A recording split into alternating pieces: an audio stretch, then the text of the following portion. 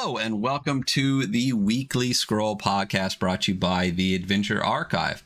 My name is Ryan, and with me we have a very special, astonishing even guest with us. We have Jonathan Davis. How are you doing today, John?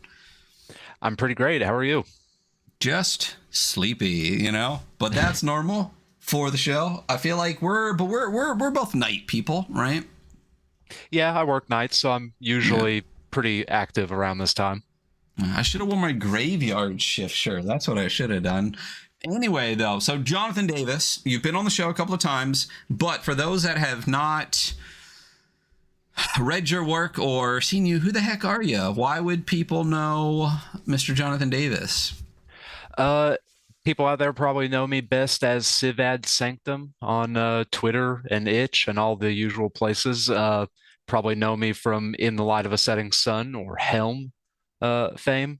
Um, yeah, I just make games and try to put out content for them. It's a bit easier said than done. Yeah. I mean, but you're prolific, putting out a bunch of stuff. I mean, you're still putting out all of the Zine Quest kind of backed Bastards modules. I know I just got Peak of Woe in the mail. Hell yeah, yeah. Got my copy right here as well. That was a lot of fun to do, and we're working on the two others in the background. So those will be coming out this summer, I think. So excited for those. Yeah, very stoked to get those. The adaptations are absolutely fantastic, and the stuff that you and Matt are doing with I know it was Matt that did the covers, right? Matt Morris, for those that Donna. Wait, it's not. Is it still? No, it's Dawn. What is Matt's new name? It used to be Mana It's Rant Matt. it's used to be Mana Rat Man, now it's Mana Dawn, I believe. Mana Dawn, that's what it is. Yeah. Um, Gorgeous covers, fantastic adaptations for a really clean, super light, very light system. Bastards from Mike Anderson. But now that everyone knows you, what are we doing today here on the Weekly Scroll podcast? What was the game that we were going to review even? That's a good question because we've got three different versions of the same game. We've Oh, got first edition box set of Hyperborea. We've got the second edition tome, and we've also got the third edition two-volume set of Hyperborea, all oh, very big books. I've seen that one before. It is right here. There we go. Yeah. Yeah. Woo. So maybe we should go over the most recent one.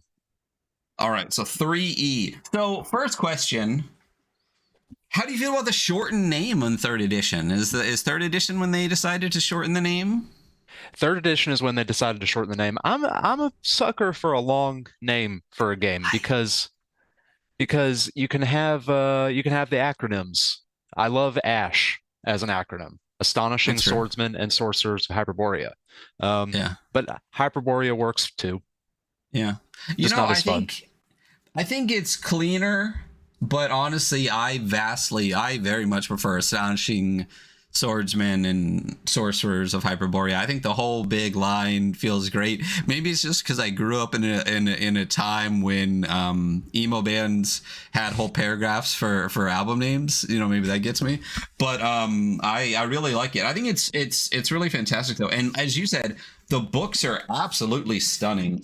Not only are they very thick, big old boys, but the cover, I love this like matte, like kind of soft like cover a little bit. Taking pictures of shiny books is awful. I hate shiny books and social media don't mix, but these kind of like very matte, like I said, somewhat soft. They're gorgeous books, multiple ribbons.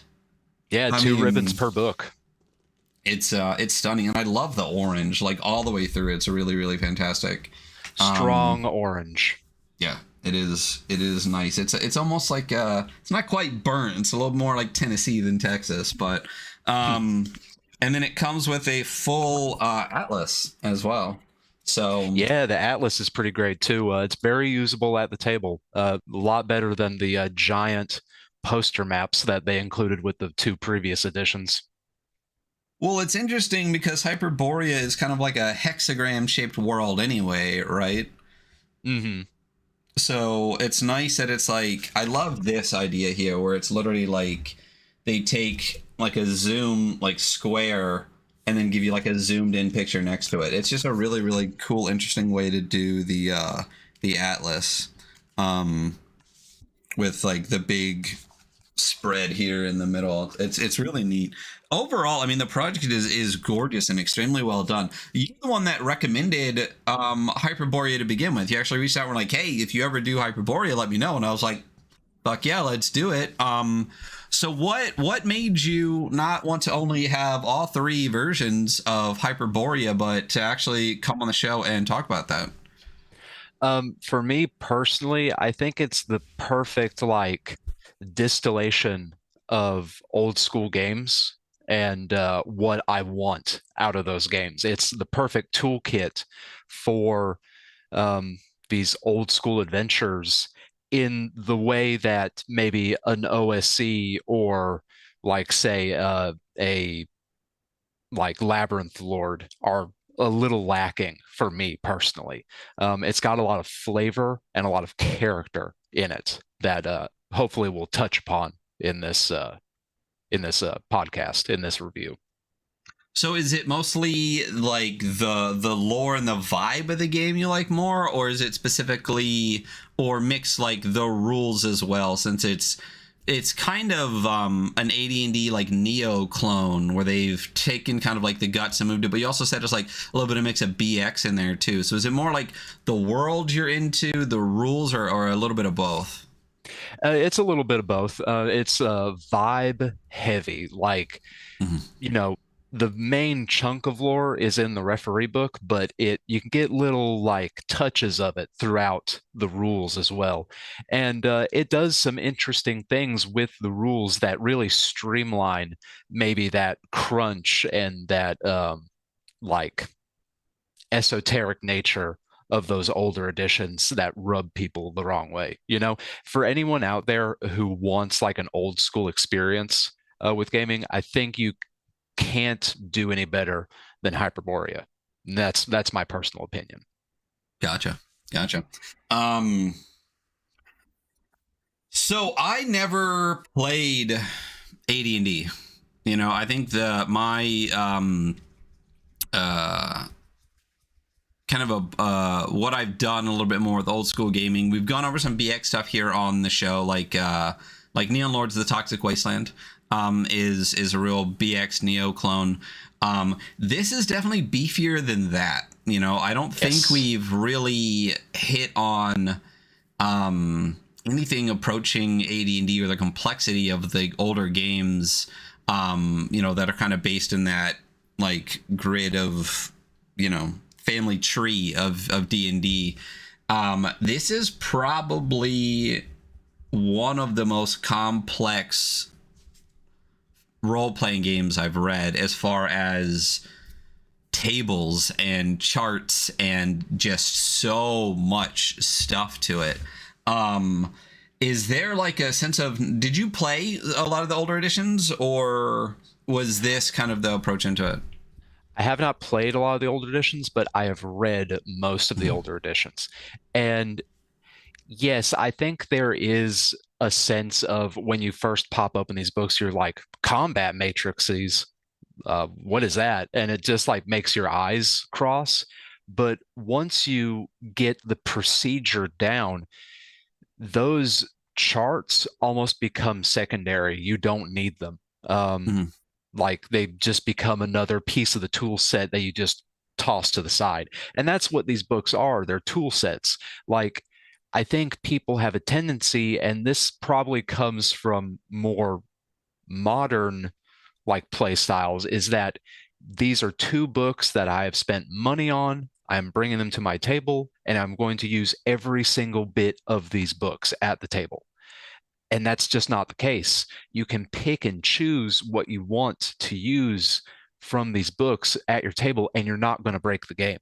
Whereas, say, a 5e, if you suddenly decide, we're not going to use advantage or disadvantage, and just use modifiers. Even though modifiers are also still in D&D, you risk breaking the game when you do stuff like that. Just tossing mechanics aside, that doesn't happen with these rule sets like this, and that's another thing that appeals to me personally. Is the kind of there's people there that think 5e is kind of awful, but also like what am I trying to think of? Where you like can like pick and choose the parts that you want to like put together with it, and I feel like it's very different to use something where, because when I read through this, like you said, there's a lot of stuff, but the core rules are still relatively like simple and straightforward. But with 5e, if you kind of, I feel like a lot of people take out like 30% of it and then try like end up building their own game instead of GMing for like the parts and stuff that they want to do to it. And it gets to the point where you're not really playing 5e anymore. You know, your homebrew has become like a hack unto itself. So yeah, exactly. With this, I feel like, as you said, because there's a lot, like that's the thing, is that like I'm very used to games where it's rulings over rules. If there's not a rule, you just go with it. And I feel like this book is the opposite of that, in that if there is something you want to do, you can probably find a rule that's written in here. Yeah, probably. So it's just it was a very interesting read, going through, being so used to, especially here on the show, we hit a lot of rules light stuff. We hit a lot of very I mean, like bastard stuff, you know what I mean? Like that whole thing is like this big versus this. So it was interesting. I'm excited to hop into it. So we're going to do that now-ish, but so I think our plan is to kind of cruise through the rules a little bit, hitting all the important parts, and then talking about some of the stuff that we're talking about now, like these extra bits and pieces you can add on, and all the combat, because I still need you to explain the combat matrix to me. And then we're going to dig through the lore, because I will say that, like, you know, the rule set, interesting. We'll get to discussion on that, but the lore and the vibes of this book are immaculate. I think the world is fucking fantastic. I think, as you said, even throughout like the writing and the art, you know, and for a book that this big, there's so much art in it. The vibes are through the roof. You can't read this and not be like hyped to want to play in this world. So it's really interesting, and it's I'm excited to hop into that. So why don't we start by going into the player's manual and just start cruising these rules a little bit. Are you ready for this? Yeah, sure. All right. Boom.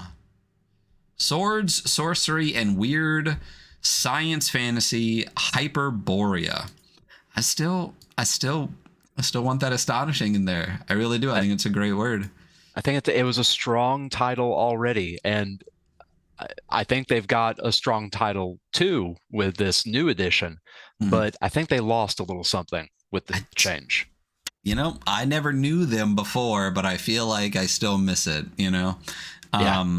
And that older edition box set is gorgeous. I looked that up. It's nice. Whew, it's very pretty. I got lucky with this one. I managed to get one of the last copies before they went out of print, and man, it's really nice.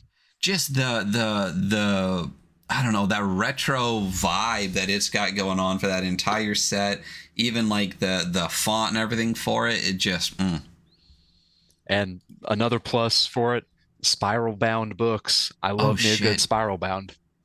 Spiral bound is great for the table. Like it's clearly the author of these, I always say it incorrectly, Jeffrey Talanian. That's it. They have played a lot of games, and they I don't know, I feel like a lot of the offerings from this and some of the older stuff I looked at as I was reading this, and I wanted to look at the other stuff, like they clearly wrote this game to be played, you know?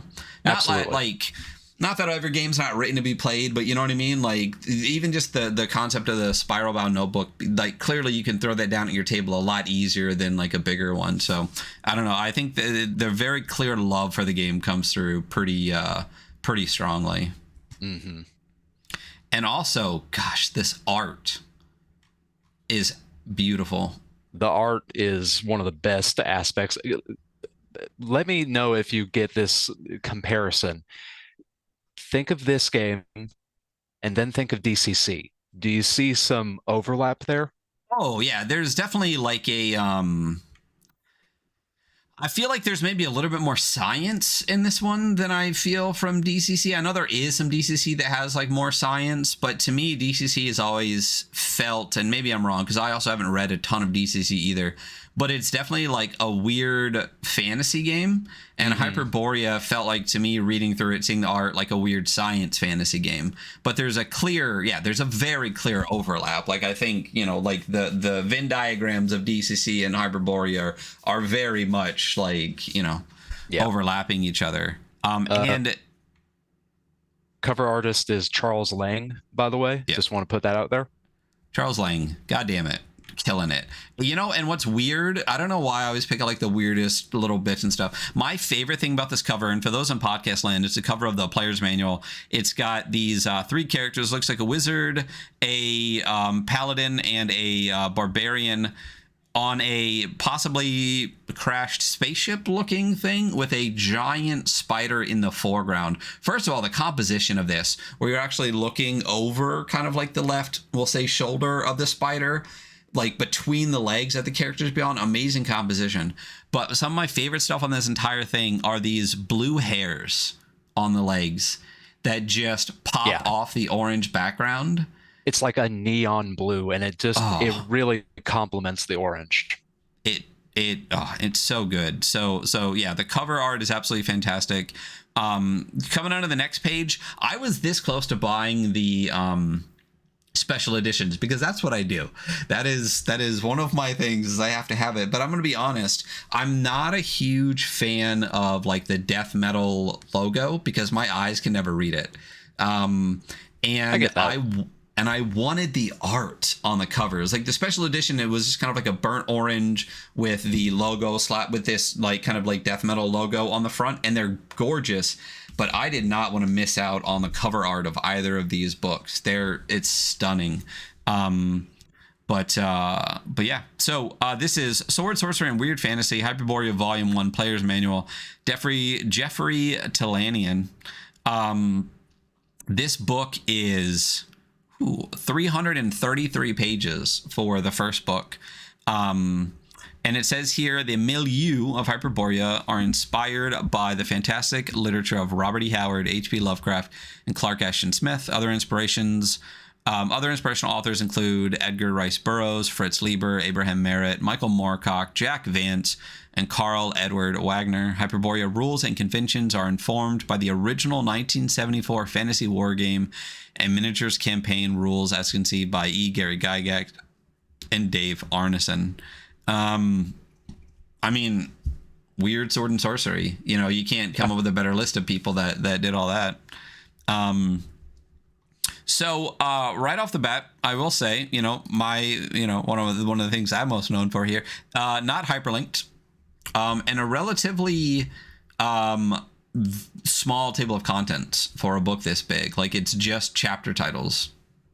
It's a little skimpy. I could have sworn this was hyperlinked. And I don't know if it's just the like breadth of information that makes like a table of contents a little tricky with these books, but none of the editions have a good table of contents.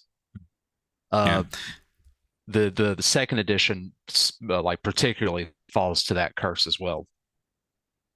I will say it is the PDF is bookmarked, which is great. Hyperlink table of contents for a book this big, especially, I mean, this book would be very hard, I think, to use digitally to play this game, especially without being hyperlinked. But at least there are the bookmarks. But just in general, I mean, honestly, if I was going to sit and play this, I would want this in like 3 different spiral bound versions to really be able to sit. But as you said, once you get used to the game, it sounds like you don't need the book as much once you get the processes and procedures down.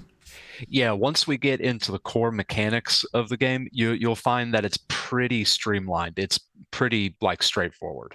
Gotcha. Yeah.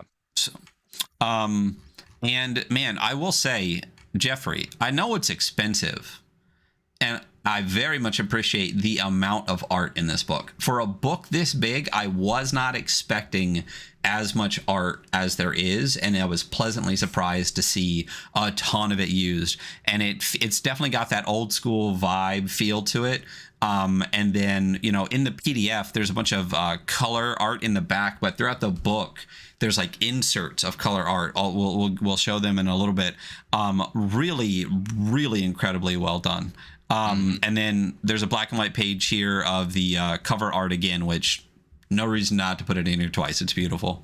But as I said, there are bookmarks, which is really, really fantastic. I mean, I think, you know, it is what it is. Navigability in the book versus this, you know, we score that, I will say. And as we've said, 2 bookmarks in each big book. If you're not going to have hyperlinks in your PDF, at least give me a bookmark. And you gave me 2, so I can't knock it. I can't knock it too hard. Having this at the table with the multiple bookmarks would be fantastic. But yeah, so getting into this, I'm going to try to be brief. It's not my strong suit. So we're going to cruise through this a little bit, and John's going to tell me when to stop and move on, and when something is really, really important. So this episode is going to be a lot more discussion than really reading the rules. So for those listening, we can't do a deep dive on 500 pages in less than 5 episodes. So we're gonna cruise this and then just hit the core stuff. So getting right into it, introduction here. You know how we feel about introductions, but even on this page, I love the art. Once again, the whole like top left and the top and the surrounding 3 sides of it is just art. And not only is it art, like it's very clear. Like H.P. Lovecraft is in the bottom left corner right here, and there's like a weird tell section. Yeah, H.P. Lovecraft. You got Robert E. Howard up top with his big glass of wine, and then over on the right, you've got Clark Ashton Smith with Sathagua over his shoulder. So yeah, you got your influences all right there. And honestly, even this page right here, just vibes, man. Like it does. It just screams like this is the game you're playing. It's never in doubt throughout this entire read what you're playing and what you're doing. You know what I mean? For a book this big, again, I did not expect as much vibes, you know, and it screams it. So, introduction to Hyperborea. It's a role-playing game. Listen, this isn't your first episode of the podcast, and this isn't your first game. You know what it is. But it has a section on what that is. It talks about the heroes of Hyperborea, delving into dungeons, fighting horrible monsters. It is interesting, though. Hyperborea is a flat Earth realm. So the world is flat. And I love the explanation of that. We'll get into a little bit later of like, it's kind of like a micro world a bit. Yeah. And how it became that is really, really interesting. So, but this world is a flat Earth, surrounded by the North Wind. And even how Hyperborea got its name is really interesting. But what is a role-playing game? I feel like in this book that is like based on these old editions, you kind of have this almost for like a nostalgic factor. But you know, we've talked before about how we feel about what is a role-playing game, but it has the role of the referee, it's got the role of the players, what is sword, sorcery, and weird fantasy. This is actually a really good read. I'm not gonna read it, but for anyone that hasn't read a lot of the like weird sword and sorcery stuff, or a lot of like the older edition stuff that puts this just the sword and sorcery in it versus like fantasy, which a lot of people like D&D, like 5e is clearly no aspect of sword and sorcery. It is a Western European fantasy based like medieval simulation game. This is very much not that. Yeah, absolutely. I don't know, like you get into OD&D and you have this like weird implied setting with the rules, Mhm. but like you said, it's a medieval simulationist game. It's not really suited to get that like Conan vibe, you know? Mhm. This is just oozing those vibes. Yep. Just Just ooze is a good word for it. Like, you can't Ooze really all flip over a the place. page. Yeah, you can't really flip a page without getting oozed on in this one. So it does, again, this is like a whole big page on what is weird science fantasy. I highly recommend reading it. It's a great introduction, not only to this game, but to just sword and sorcery in general. But it talks about 1961, French Liber, Sword and Sorcery, The Shadow Kingdom, and continues on. So it's a great read. I highly recommend it. And then another big full page art of Cthulhu like rising up. Just fantastic. Again, and even like the stones on it have these like faces in them and stuff. Yeah, the skulls. The skulls are pretty badass. Oh, the whole thing. And it's second page. So we're two plus pages of what makes sword and sorcery cool. And as I said, it's really good. So I really like this section here for a book this big. It's really I feel almost necessary, and I really like that. So even though the table of contents isn't very fleshed out, there's a using this book section that gives you a blurb for each chapter and the important parts of what you're going to get from each chapter. So for a book this big, I really like that they threw this in there. There are 9 chapters in an appendix. Chapter 1 is introduction. Chapter 2 is character creation. Chapter 3 is statistics. Chapter 4 is classes. Chapter 5 is background. Chapter 6 is equipment. 7 is sorcery. 8 is adventure. 9 is combat. Then we get into some appendices. Hitting some required materials here. The dice that you're going to need for this game are pretty much just the standard polyhedrals, but it does give you some occasional like ranges. So for people that have never played the game, this is really important to information to have. Like if you a range of 1 to 2 with the dice that you already have, it basically you roll d6s, things like that, just breakdowns of that. Natural rolls like natural 1s and 20s. That's it. Chapter 2, character generation. So there is a Hyperborea primer here, which is again, I think a really nice thing to have in this section, and again just furthers the vibes. And once again, art in like the top left here, like this just surrounding this whole page, it's so I'm gonna try to not say it every time I see this gorgeous art on every page that is like designed to fit on the page. It's great. Again, the vibes in this are immaculate.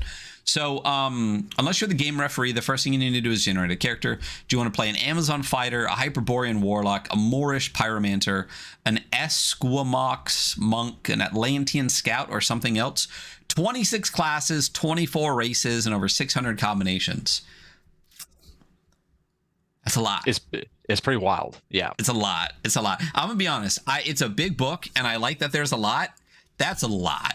Like, I feel like that could be pared down. Does not need that much stuff in it, I will say. But the options are there, and I feel like it's almost so many to the point of that's the point. You know what I mean? Like, I don't feel like they really... Again, I don't feel like you need all of those things, but it's cool that it's there, I guess.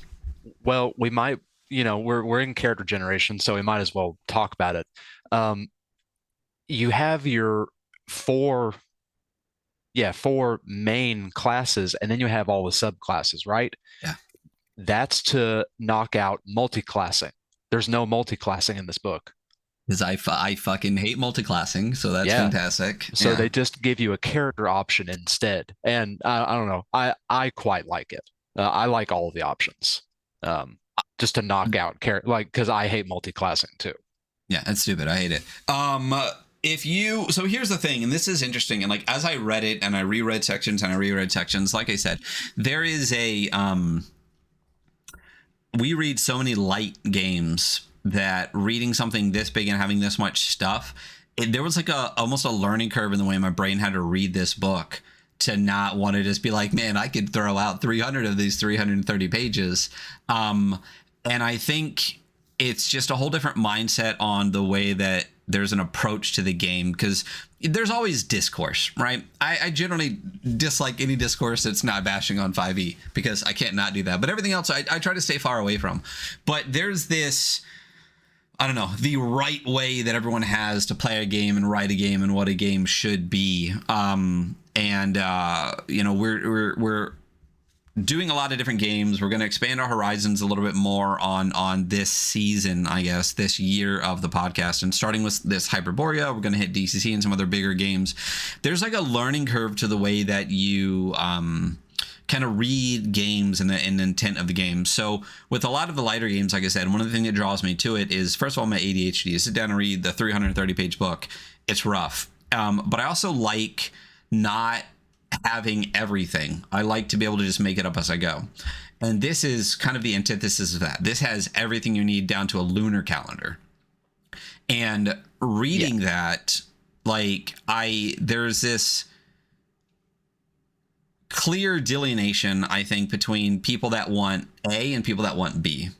You know what I mean? People that want nothing and let me figure it out as I go, and people that want everything. Right. And I feel like I used to lean way harder into the want everything. When I used to write and run 5e campaigns, like I ran a Drow campaign, I literally read 24 novels so that I could pick the right year and know the exact names of characters and like the layout of areas that people were going to go to. And I feel like if I would have read this book like 5 years ago, this might be my favorite game I ever fucking read. Because my mind was way more into, I want all of it. I want everything that I want, versus the rules light version of it now. So I might so this is to preface me saying I might complain a little bit or like sound like it as we read through this because there's so much. I do enjoy that there is so much. Like, again, I think the brain has to relearn it's okay to have everything. And I feel like this has so much. And I like the idea of like almost needing to hunt for something a little bit and find, like I literally could decide what time the sun sets today with this book. That's crazy to me. And it's cool. Well, okay. So this is, and I think I want you to kind of like keep this in mind as we're reading this. Think of these books as a set of encyclopedias. Yeah. Would it be insane to make you sit down and read a set of encyclopedias? Yeah, absolutely. But if you need something on a particular subject, like say you need that calendar for like depending on the type of game you're running, that calendar is the most important thing in the book to you. Very true. And the rest is just secondary. You know, if you're running a like naval like game, like, you know, riding the waves of Hyperborea, the naval combat would be really important to you. And the rest is just secondary. So think of it that way. When you like read these bigger games. And that's a really, really interesting way to look at it. You know what I would really love for bigger games like this is, like, I know this is Hyperborea primer. It's kind of a primer on the world. I would love for like almost like a quick start or primer to the very core rules of the game without all the subclasses, without all the encyclopedic knowledge. If there was just like a 15-page little primer of just the core rules, I would absolutely love that. Maybe there is on drive-thru or something like that, just to be able to kind of focus in, because I do think like ADHD on this was difficult to read the encyclopedic knowledge and go, okay, how much of this can I skim and how much is important information? I think that would be my only knock on it in general. But I think, like you just said, looking at it is almost more like this is encyclopedia and you don't need all of it is a great way to look at it. But again, it is what it is. So Hyperborea primer. So this is a quick, I think we can actually read this. This is a quick breakdown on the world. I love that this is right off the bat here. And it's almost more, if you've seen some of the like older editions of D&D, they'll be like, especially for new settings, like Dark Sun, it's like, here's 9 important facts. I feel like this is that for this, and this is that world. So absolutely. Regardless of characters, class, race, alignment, religion, and secondary skills, there are several facets of life that are generally known to most characters in Hyperborea. As proved by science and sorcery, Hyperborea is a flat, hexagonal-shaped world. The sun is a red giant that skirts along the horizon, never rising to a zenith. 2 ellipsoid moons revolve around Hyperborea, one large, the other small. Saturn is immense in the sky. It is oft visible during diurnal and nocturnal hours. A week is 7 days. 28 days is A week is 7 days, a month is 28 days, a year is 13 months, and a cycle is 13 years. 13-year cycle includes a year of perpetual light and a year of perpetual dark. The Hyperborean Sea spills off the rim of the world into the infinite black gulf. The north wind, or Boreas, wheels around the realm beyond the rim of the world. Great obelisks rise from the 6 corners of the realm. Mount Vermithidon is Hyperborea's North Pole axis and largest mountain. Chromarium, a cosmopolitan metropolis, is the largest city of the realm. The Zathaqua Orthodoxy is the most prevalent religion of the realm. The indigenous Hyperborean race once ruled Hyperborea with savage cruelty, and a plague called the Green Death nearly obliterated mankind 1,000 years ago. It's cool. Perfect. Yeah, it's that's so awesome. Cool. I love it. So I am getting a little too chatty because caffeine's hitting, so we're going to cruise a little bit faster. So, John, feel free to tell me to shut the fuck up. Creation steps. There are 6 steps to character creation, I think it is. So first, you generate attributes. In chapter 3, we'll go about that a little bit more in statistics. The second, you choose a class. The third, you develop a background. Fourth, you purchase equipment. 5, you determine your starting spells, if you have any. 6 is you record your other statistics. And I like this choosing a character concept bit. You basically says, like, as you're rolling attributes and stuff, you might want to look ahead and kind of decide where you're going a little bit more. So if you decide you want to be a shaman when you're doing your rolls and things like that, you know, you can lean into that a little bit more. I enjoy that. I like the ideas of character concepts and building to get to it. I really always liked standard array in 5th edition because you could kind of decide the direction you wanted to go. You can level up in Hyperborea. There's various ways in which you can do that. It's XP based, just like most of the editions of D&D. And again, more art in the book. What I'm curious about is, real quick, I want to flip to page 13. Are these black and white ones the ones where they insert the color parts into it? Nope. Okay. But again, another huge big piece of books. Chapter 3 is statistics. So we're talking about attributes and generating attributes. There's a million ways to generate attributes in here. I like that they give you all of them. Yeah, this is straight like 1-for-1 with the AD&D DMG. Like, I wouldn't be surprised if Jeffrey Talanian just copy and pasted those methods from Gygax himself. It's like almost the same thing. Do you now, my question is, when you're reading this and you've read a lot of the older editions, does this, I know, like a Neo clone, does this feel like homage as much to those older editions? Do you feel like they thought this was necessary? Do you feel it was like, I want to channel a little bit of that old energy into this? I definitely would see it as homage, because I don't know if you're aware of this, but Jeffrey Talanian is actually one of the last people to work with Gary Gygax before he passed. I didn't know that. Yeah, and from listening to Talanian speak about this, he basically sees Hyperborea as what AD&D would have turned into had Gygax stayed at TSR. Really? Yes. Huh. Well, I mean, I'm glad it exists at least. Yeah. Yeah. A little interesting factoid behind that. That is interesting. I was completely unaware of that. Cool. Well, then this obviously feels like homage. And if this was literally, what he thought A&D would eventually be, that's cool. It makes a lot more sense with some of the stuff that's done, though. So attributes, this is classic D&D, 6 attributes: strength, dex, con, intelligence, wisdom, charisma. They range from 3 to 18, and you roll 3d6.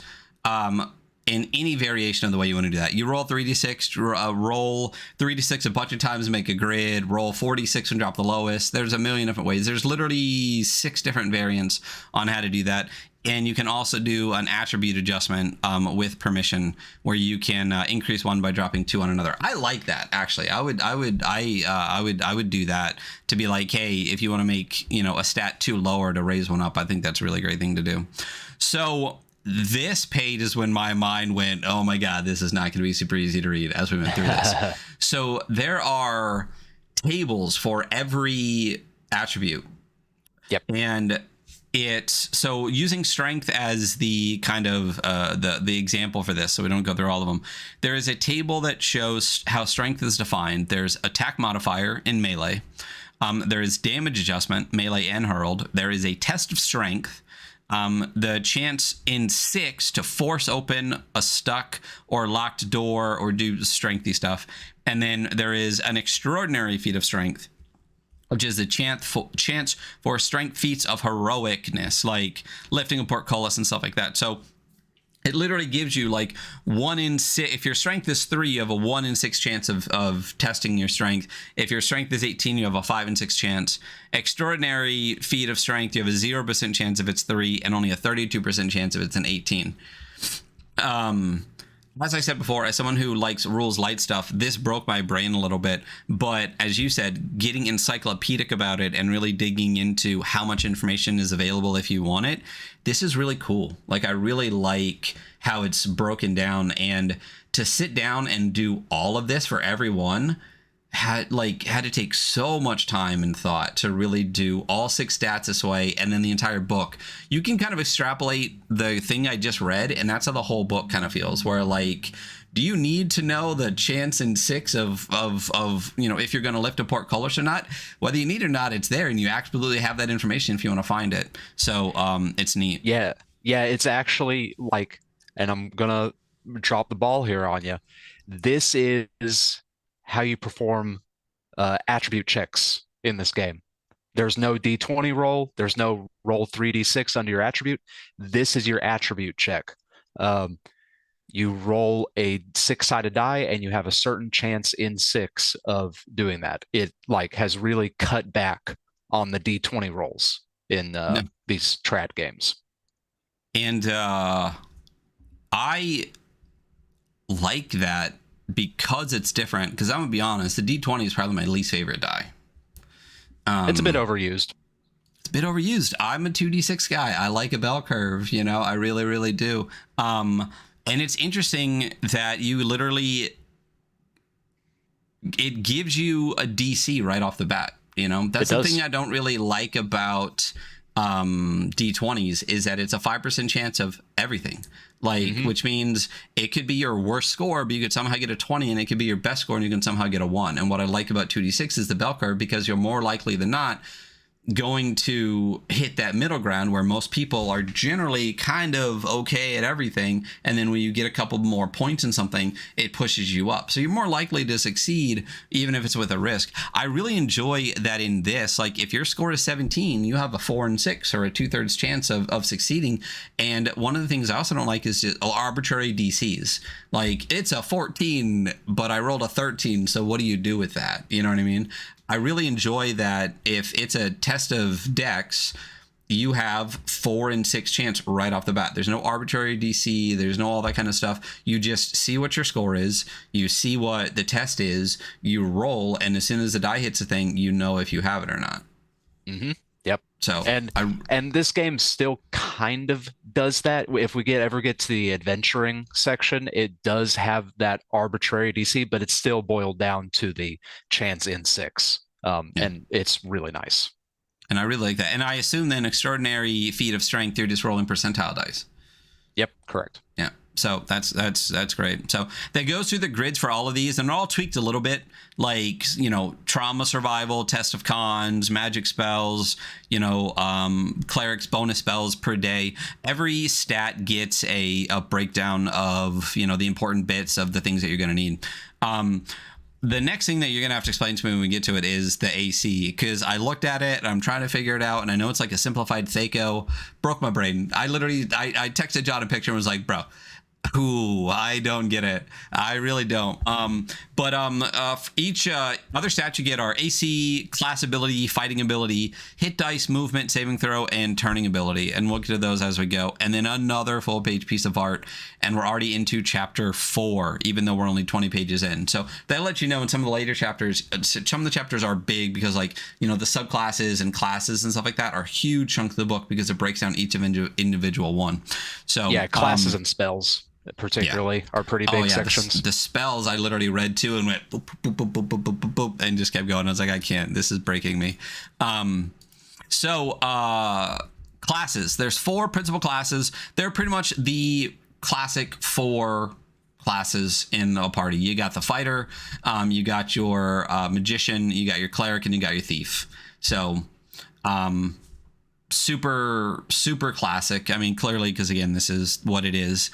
And again, there are subclasses for each of these. We're not really, I think a good idea might be to like in total pick like 1 class and 1 subclass to go over.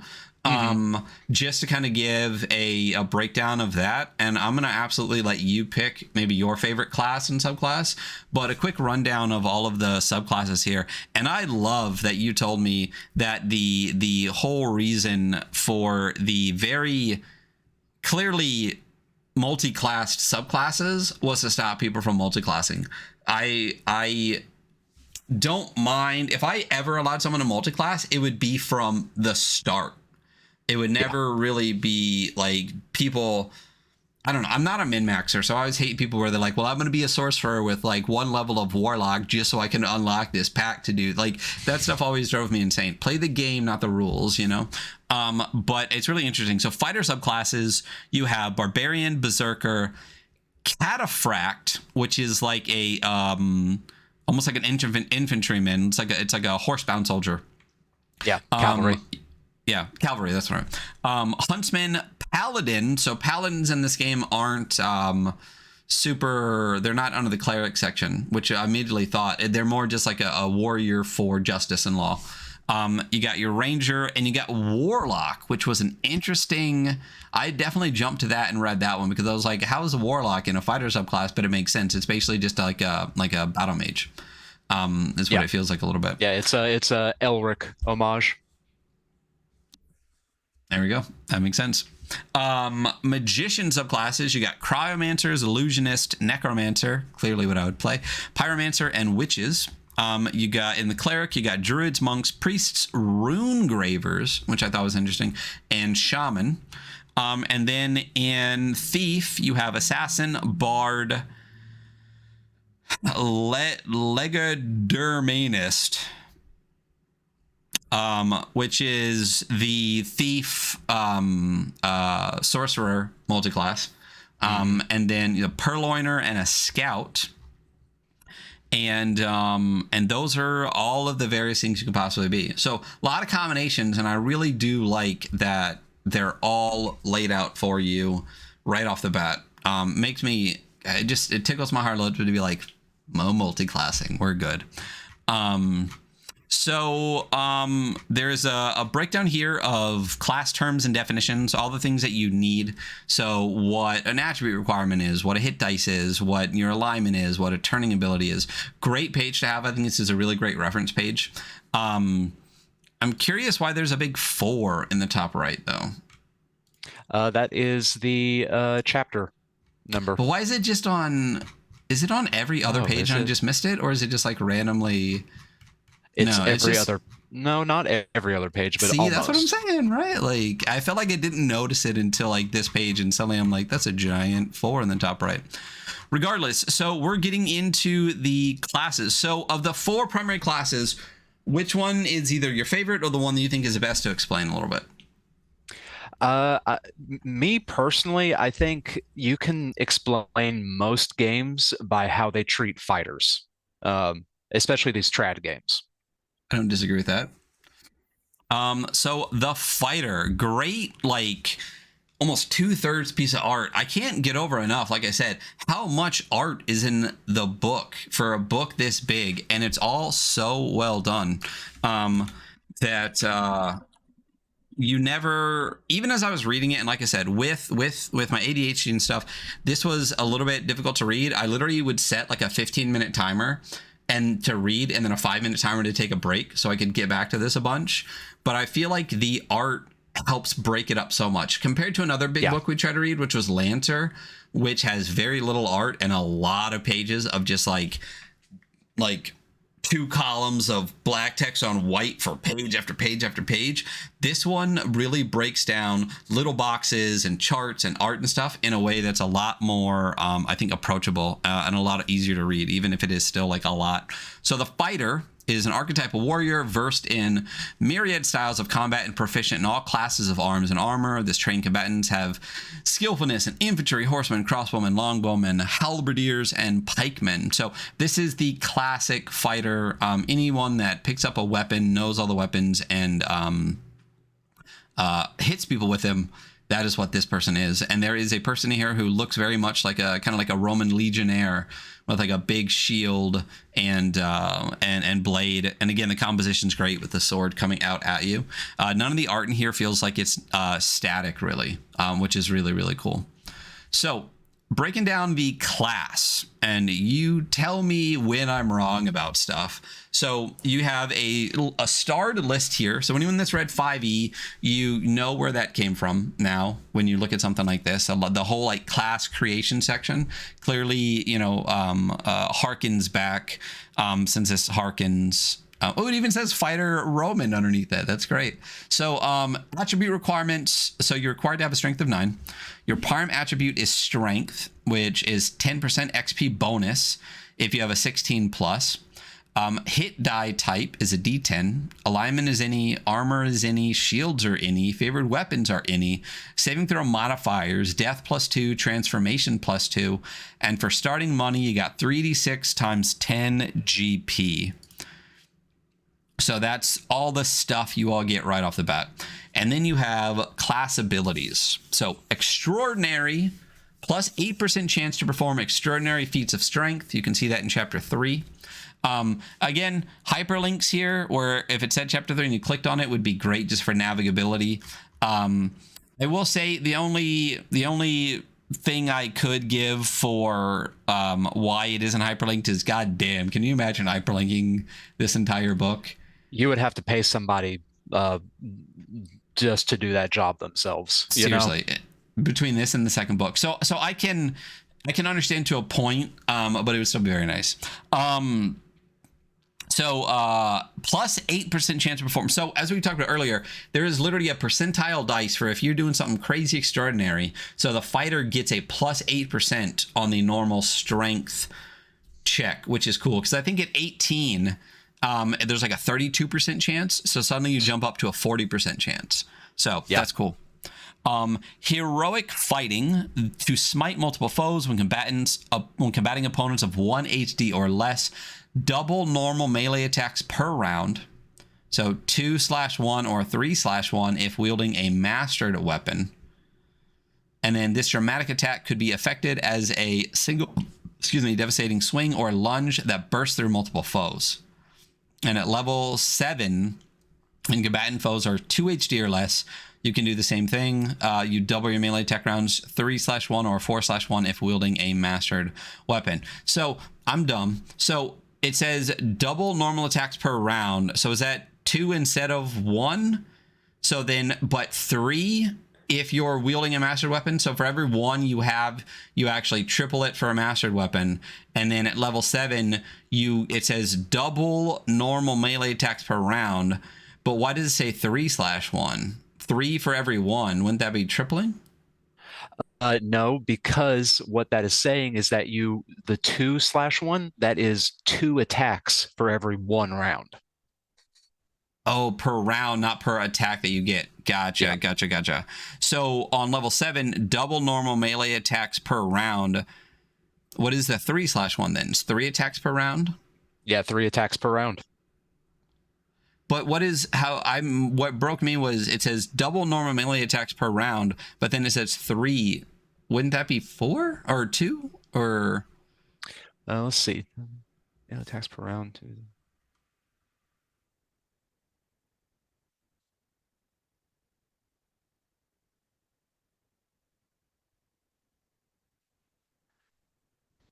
I think it's saying because, well, let's see.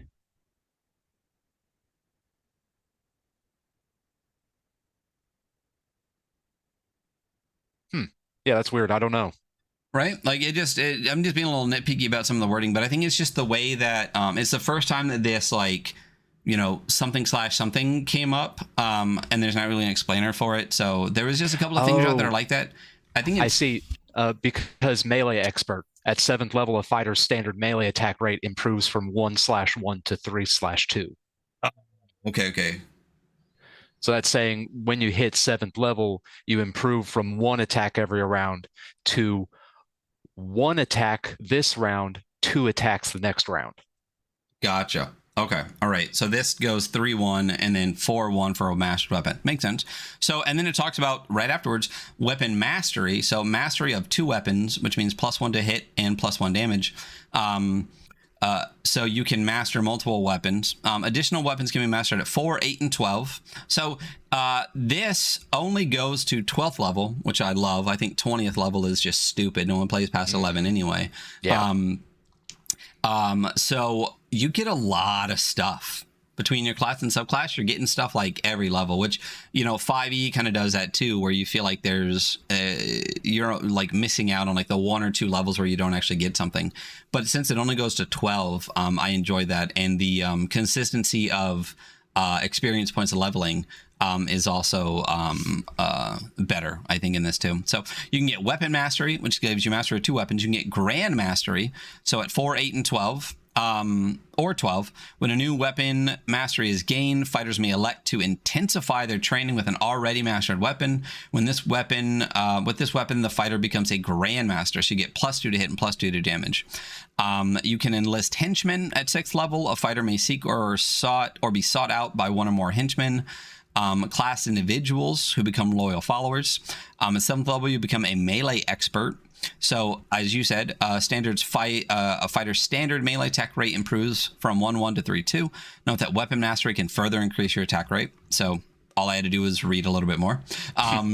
Lordship at 9th level, a fighter who builds or assumes control of a stronghold becomes a lord and is eligible to attack troops. So pretty much every class allows this lordship feature, which is really interesting. I like that. So at 9th, you become, because at 12th, you're pretty much retired. So I like that as you get towards the end, you really have this ability to have a stronghold, have followers, really become like a major player in the world, I feel like, at that point, where people know you and stuff like that.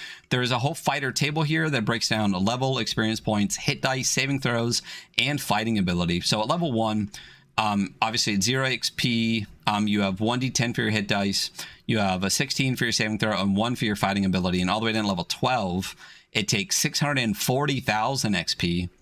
You have 9d10 plus 9 hit dice, 11 for saving throw, and 12 for fighting ability. So this is definitely a kind of game where you become a big old bullet sponge, from 1d10 at the bottom all the way to 9d10 at the top. You just increase in hit dice and HP and stuff like that as you go through, so you get beefier and beefier as you go. And then there is the fighting starter pack, and then John's going to explain to me the combat matrix, and then we'll move into subclasses. So the fighting starter pack says to expedite character creation, your fighter may begin with the following gear in lieu of rolling. So this is basically like your gear packs and stuff that you versus 5e, you can just get like your starting pack of stuff. So regardless, refer to the equipment table later. You can start with studded armor, large shield, short bow, arrows ×12, broadsword, arrow quiver, backpack, bandages, winter blanket, soft leather pouch, iron rations, 1 week, hemp rope, 50 feet, large sack, 1-person canvas tent, tinderbox, torches ×2, wine skin, which is full, note that, and 1d4 plus 1 gold pieces. That's what you get. That is a full pack that you're carrying there, but that is your fighter starting pack. And then so the fighter's initial combat matrix. This chart shoes. I also like the random differently spelled words throughout this. Like shoes. When I first read it, I was like, that's gotta be a typo, but then it does it all the time. And I dig that. It's not a typo. It's those like weird fiction influences showing. It's just this, like you said, you pronounced it Esquimaux earlier. Eskimo. Nuh-uh. Yeah, that's an old spelling of Eskimo. Son of a bitch. I like it. I love the shoes, and like you said, like even as you read through this, even stuff like that, like the vibes, like there was such an insane attention to detail.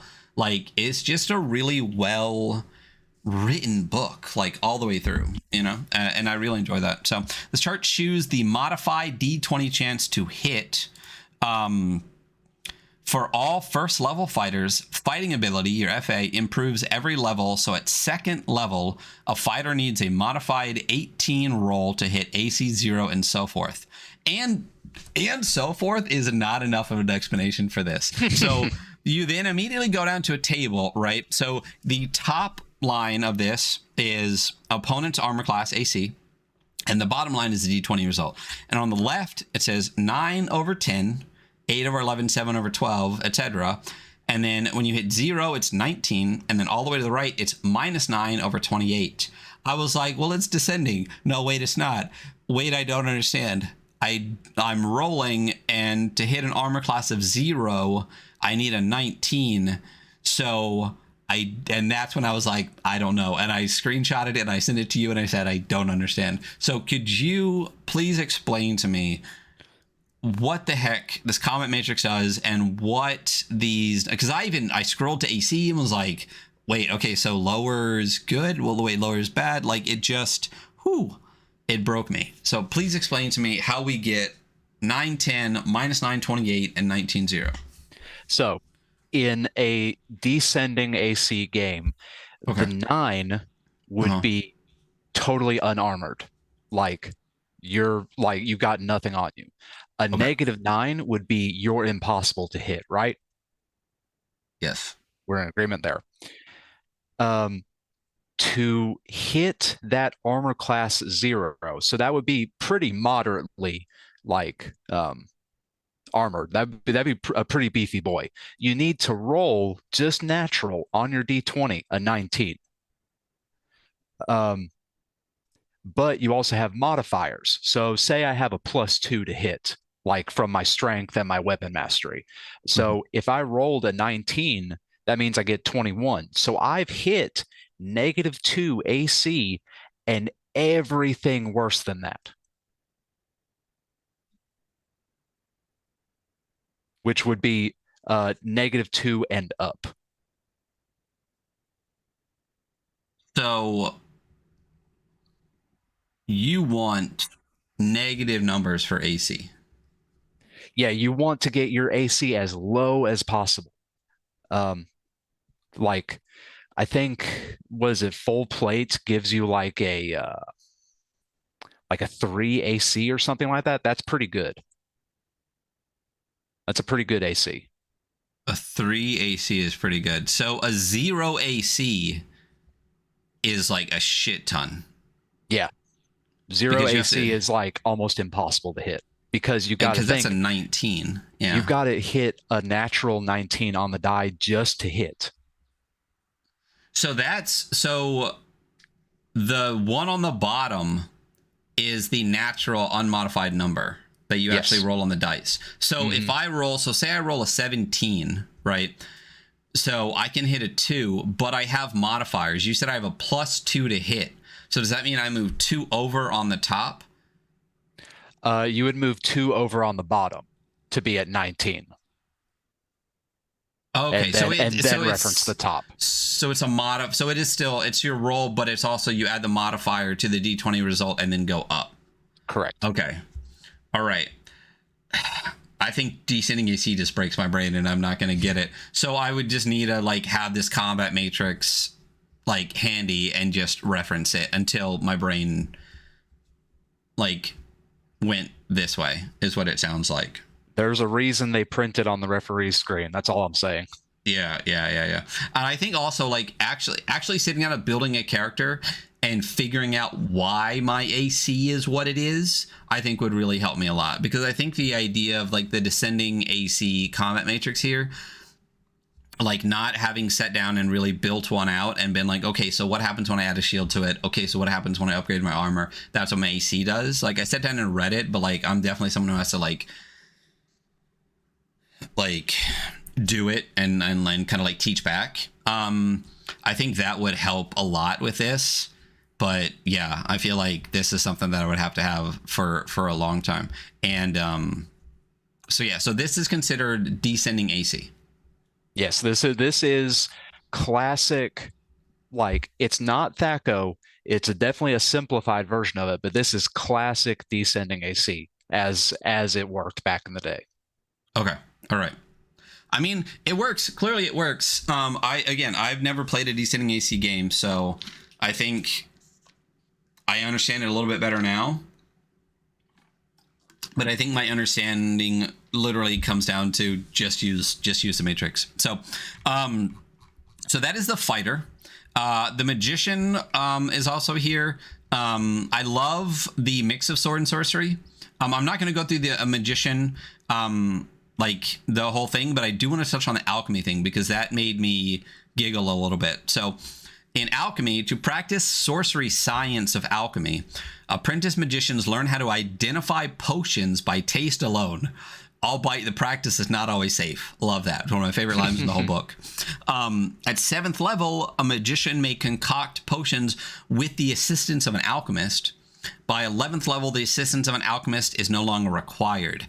I don't know why that's one of my favorite things in this entire book. That just is like, you can mix potions if you want, good luck.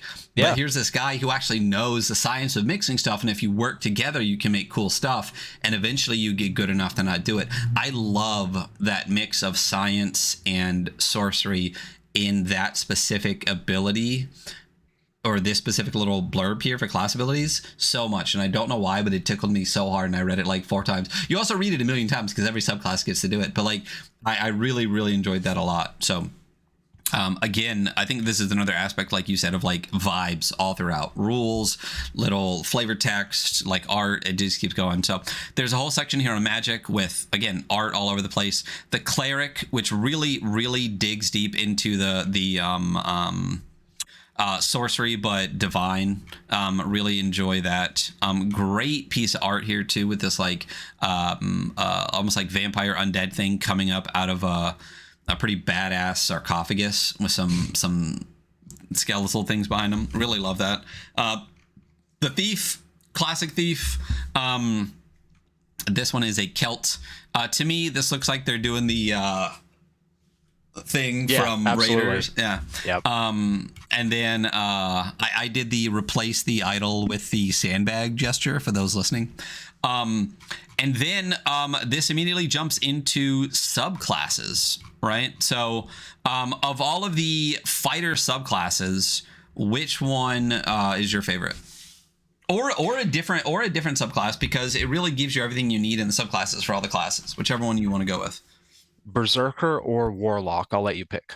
Let's go Warlock because we can touch on magic a little bit with that one. Yeah, there we go. Okay. Just want to point out the Cataphract. He is riding on a horse with a sword, but he also has a laser gun. I don't know if I noticed you son of a bitch. He does. Don't know if I noticed it. This guy looks very. What am I trying to say to describe this person? It looks almost like, I don't want to say, my history is really terrible. Is it like almost like the Turkish style? Like they're very, they have a conical helmet with a plume kind of coming out the top, darker complected, long black beard. There's this kind of like plate armor draped all over the horse, got a scimitar, and then, yeah, a freaking laser gun. Yeah, I know what you mean. I'm trying to, the word escapes me too. So this says more. So there we go. Next up, Cataphract is a more, which, yeah, we'll talk about that when we get to the races. But so yeah, Cataphract has a laser gun and a scimitar, which is fantastic. I love it. The huntsman here, we got the paladin. All of the art again is so good. Again, none of it is static. Everything is moving. Everything has a cool background to it. The primary artist in this book is really, really fantastic. The ranger, I will say it's a better ranger than 5e. And then we get to the good old warlock here. So breaking down the warlock warlock is a swordsman and a sorcerer. The astonishing one himself. An armor-clad warrior who wields the steel of a fighter and weaves the sorcery of a magician. Such an individual might represent a clandestine order of warrior wizards, or maybe a failed magician's apprentice falling into the life of a soldier. I love that. I love all of that. I like this part later too, where they might be a hedge wizard, but so there are some warlocks that practice sorcery of cryomancers, but they're not cryomancers, they're ice lords, because they're not cryomancers. And then same thing with pyromancers. They're fire lords. And here's my favorite, because this is what I would do. Those who dabble in necromancy are not necromancers, they are death soldiers, many of whom supplicate the demon lord Thaumagoraga. Regardless, they're swordsmen and sorcerers. I love that. I think this is such a fun, interesting class. And this guy is casting a spell towards you, holding a scimitar on with winged boots as he floats. Really, really cool. Really, again, fantastic piece of art. So for subclasses, attribute requirements: strength is 12, intelligence is 12, plus wisdom 12 for death soldiers, fire lords, and ice lords. So you got lots of 12s to be a death soldier.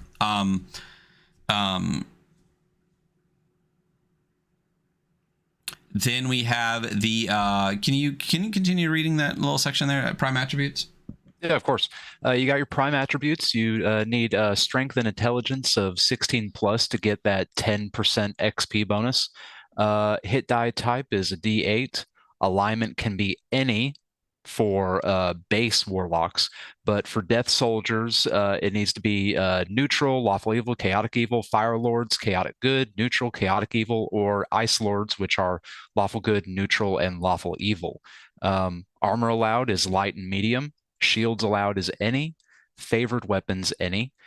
Saving throw modifiers: transformation +2 and sorcery +2, and starting money is at 3d6 times 10 GP.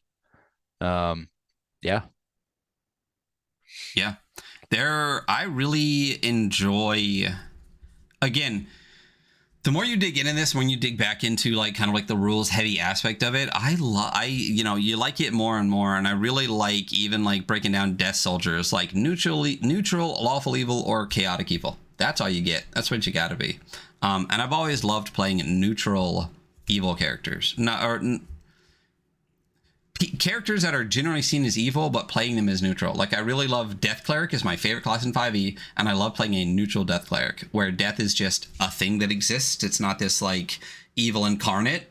And I really like that idea here in this world with a Death Soldier, because I feel like that would almost be, like, the outcast of the Death Soldiers. It's like, wait, you're not evil? You're not working for a demon? It's just like, nah, man. So I really like that. So class attributes for the Warlock, really, and tell me if I'm wrong. No, I am wrong. No, they really give you, in the subclass, they repeat all of your class abilities. Am I incorrect to say that?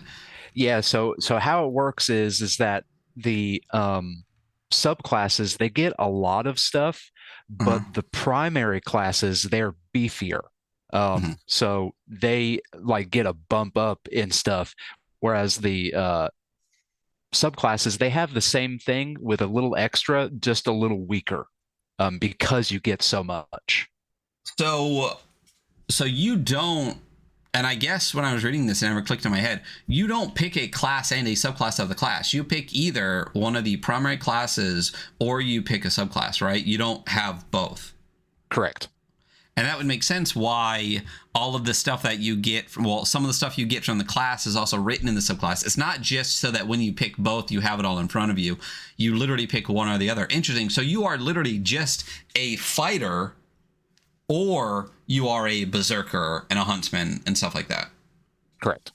Neat. I like that. I like that, because my brain definitely went 5e with this and slapped the two together and went, damn, you get a lot of stuff if you have a class and a subclass. So I like that. I like that a lot. I like that a lot better than what I did before when I thought you got both. So you don't get a million things. You just get a lot less than I thought. So I really enjoy that a lot. So I would pick this guy. But man, so my question arises then, the only way to be a warlock then would be to roll 3 12s off the knock?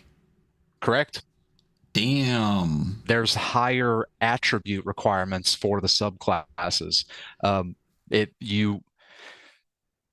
The primary classes are so beefy because they're so easy to roll up. Like, they're sort of saying like, yeah, we know you didn't get the class that you wanted, but here's this to like tide you over. That makes sense. I really like that. I really like that. That in order to even pick a subclass, you have to be like, I rolled really well this time. Let's go. I really enjoy Or that. or you need to lower one of your attributes so low that it's almost useless just so you can get the attribute requirements for this subclass that you want. That makes sense. I dig it. I dig it. I dig it. I'm a fan. So this will have some of the fighter class abilities in. So for example, you still get extraordinary, +8 to extraordinary feats. You get magic item use. Can utilize magic items normally restricted to magicians, which is cool. You can read magic. You can decipher the unintelligible, magical inscriptions. Scroll use to decipher and invoke scrolls. Invoke scrolls Oh, that's a typo. with spells that are included in the Warlock's chosen school of sorcery: Magician, Cryomancer, Necromancer, or Pyromancer. So you pick one. Unless the scroll was created by the ecclesiastical sorcerer. Scroll writing, you can write scrolls down for a bunch of money. There is sorcery. So this is the breakdown into you're basically kind of like would this be a half caster table comparatively? Or a quarter caster, level 1, 2, and 3? Oh yeah, yeah. I guess that would be. Yeah, absolutely. Let me scroll up to the magic user actually and compare. While he's doing that, I'm gonna keep going. Warlocks cast spells that they memorize from arcane tomes. At character creation, a player. So which one is it? Yeah, it's a half caster table. Half caster. Okay, cool. The player must select which school of magic his or her warrior practices. So you got to pick right off the bat which one you're going to get and the tomes you can read. It's irrevocable. The number of levels and spells per cast day are charted above. See table 30. The warlocks of high intelligence gain bonus spells cast per day. For example, a 4th level warlock with 13 int can cast 2. A warlock begins with the spell book that contains one level 1 spell, etc., etc. So you get initial number of spells known times 1 and number of spells gained times 1. So there's the whole table here again. You get level, experience points, hit dice, saving throw, fighting ability, casting ability, and then the spells cast per day. At level 1, you have one level 1 spell. At level 12, you have 3 level 1s, 3 level 2s, 3 level 3s. So this clearly uses like the Vancian style of magic. You have like slots and spells and stuff like that. It's classic D&D, so you're not going to get anything else. Weapon mastery we've already talked about. Endless Hitchman we've already talked about. Melee expert, and then you get lordship again. You also get a warlock starter pack: scale mail, battle axe, light crossbow, light bolts, backpack, bandage, bolt case, ink and quill, soft leather pouch, iron rations, hemp rope, tinderbox, torches, wineskin, spellbook, and 1d4 plus 1 gold pieces. It's interesting too. I feel like this has to come from I have a D&D mini from 3.5 that is a warlock that looks exactly like this picture, that looks like a tiefling wearing this kind of like scale mail thing with like a dagger in one hand and I think maybe a rod in the other. And I feel like I always wondered why the warlock looks like that. And I almost used him more as like a tiefling ranger, because I was like, he's got horns, and I was like, this is definitely that. This is 100% like even like probably this piece of art here, which is really, really neat. So interesting. So that is the subclasses. That is the class and a subclass. We went over fighter and then warlock. It also breaks down now the mages and stuff. Oh, you know what? I'm just going to go to the bookmarks and then we can get to the next section. So classes, we've already done that. So background, chapter 5. So, now we're getting into races. Be honest. There's a little bit of stuff here where I'm like, I feel like, I don't know, like the Eskimo and the Moor and things like that. Tell me your thoughts. I think this game wanted to get into some pseudo history with their setting and included some stuff that, you know, would be included in a setting that touches upon old Earth history. So they included stuff like Eskimo and Moor and stuff like that. So I don't think it gets into some very uncomfortable stuff, but I think it is adjacent. I very much agree that it is adjacent. I don't think there's any intent. I don't think there's any intent upon the author's part either. But when it talks about the pure races and the half-blood races and all of that stuff too, I'm like, you're skirting a line a little bit here. Yeah, it definitely does skirt a line. I will say that. And I think it's I think there's some hearkening, obviously, because as you said, this is the potential evolution of what D&D was based on the times in 1974. So times are different. We're 50 plus years later. Yeah, we're 50 years later almost. And it's I think we'll leave that there with that, and you'll hear us as we go over some of these. But yeah, talking about half-blood savages, pure blood races, and some of the other stuff. I was like, yeah, and I think it bears mentioning that this is also based upon weird fiction written in the 1920s and the 1930s. It has that stuff in there. Oh yeah, and I mean, we all know H.P. Lovecraft was a racist piece of shit. Yeah, absolute monster. But I want to know Talanian's thoughts on this. I want to know if there was at any point with him writing this, if he considered ever perhaps leaving that behind, or if this is all setting stuff. Like, if this is just, he is writing this from the point of view of a person in Hyperborea. If that is the voice, that is not excusing it, because I do think it does touch upon that stuff. But I would be interested to know his thoughts on this. Yeah. I think one of the things that you can see in some books that I wouldn't have minded seeing in this book is kind of like a, hey, just so you know, there is some stuff in here that skirts the line, and this is the intent, and this is the reason, and stuff like that. And but I mean, it also depends,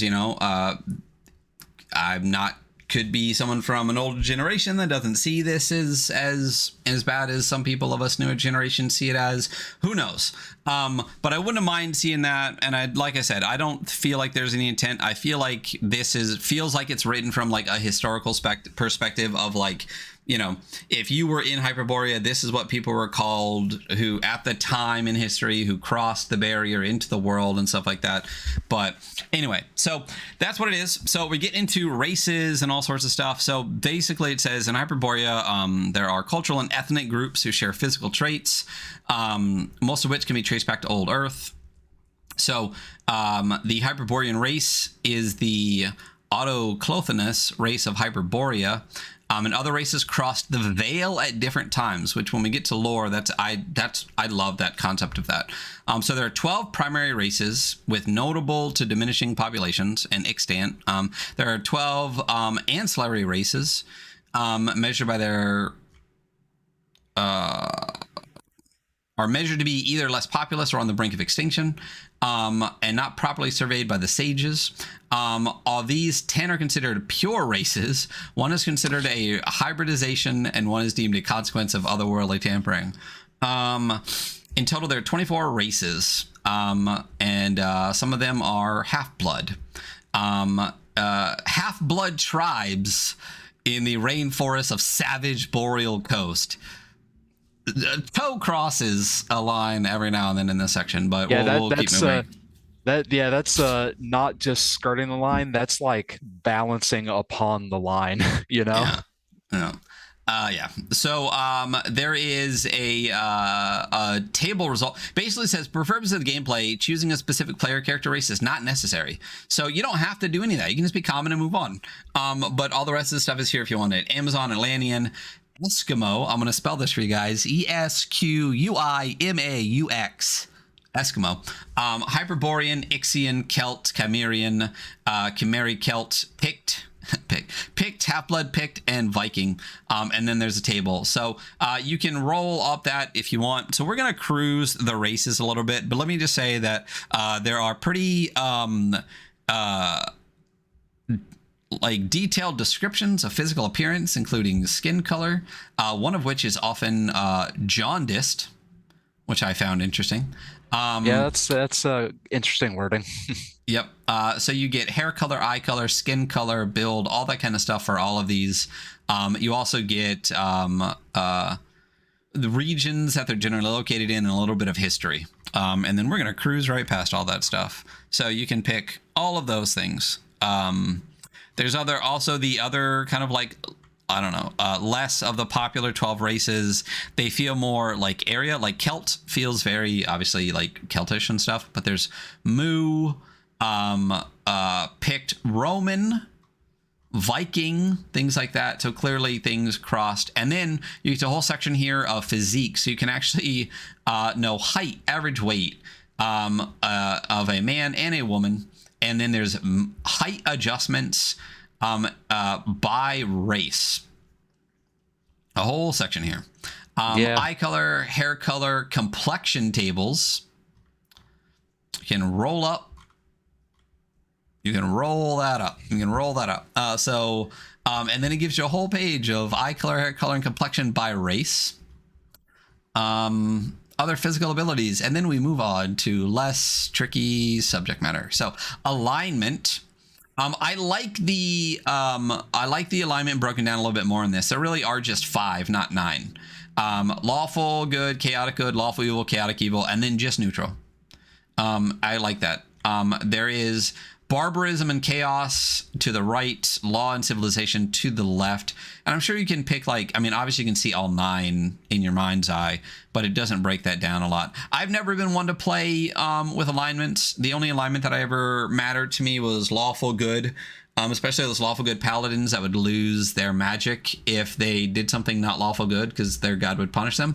About the only time I ever really worried about alignment, because 90% of people just say I'm chaotic neutral anyway. But I think in this setting is a little bit more stark. I think that the difference between chaos and law is a little bit more delineated. Yeah, it has pretty interesting like interpretations of law, chaos, good, and evil, you know. And it's especially important in these older games because there were magic items that would change your alignment. There were curses and traps that would hurt you depending on your alignment. So it does bear mentioning that alignment was very important as a mechanic in these older games. No. I also think that just the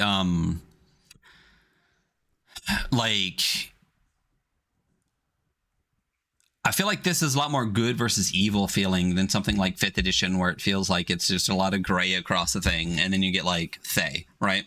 But like I feel like the Conan weird sword and sorcery magic from demons versus heroes made it a little bit more necessary, I think, for this delineation in the alignment too. And I do like it better. I like the concept of like law versus chaos a lot better than like the 9 steps of 5th edition character alignment. So it's just I enjoy that in this. I feel like that like I have to bring down this like big evil is an important part. So still going with character stuff. I mean, we're on dialects for people, the languages that they speak, religion, an interesting part. Do we want to touch on a little bit of that now with like, go into a little bit of the lore bit with some of the religion stuff, or do we want to cruise that? We'll touch on it a little bit, just to say that you can definitely get a sense that they really thought about the pantheon of Hyperborea. There's a lot of historically grounded gods and goddesses in this setting. There's a lot that come from fiction. And there's some that were completely made up whole cloth. You have Azathoth and Cthulhu along with Artemis and Apollo in this pantheon. It's very interesting.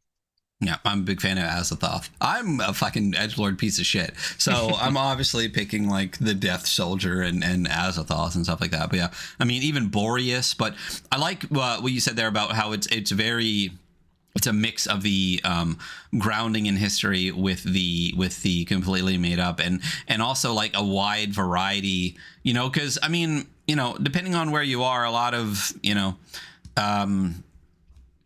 deities are what you worship. You know what I mean? And I always liked in fiction where things are more powerful the more worshippers you have, that kind of idea.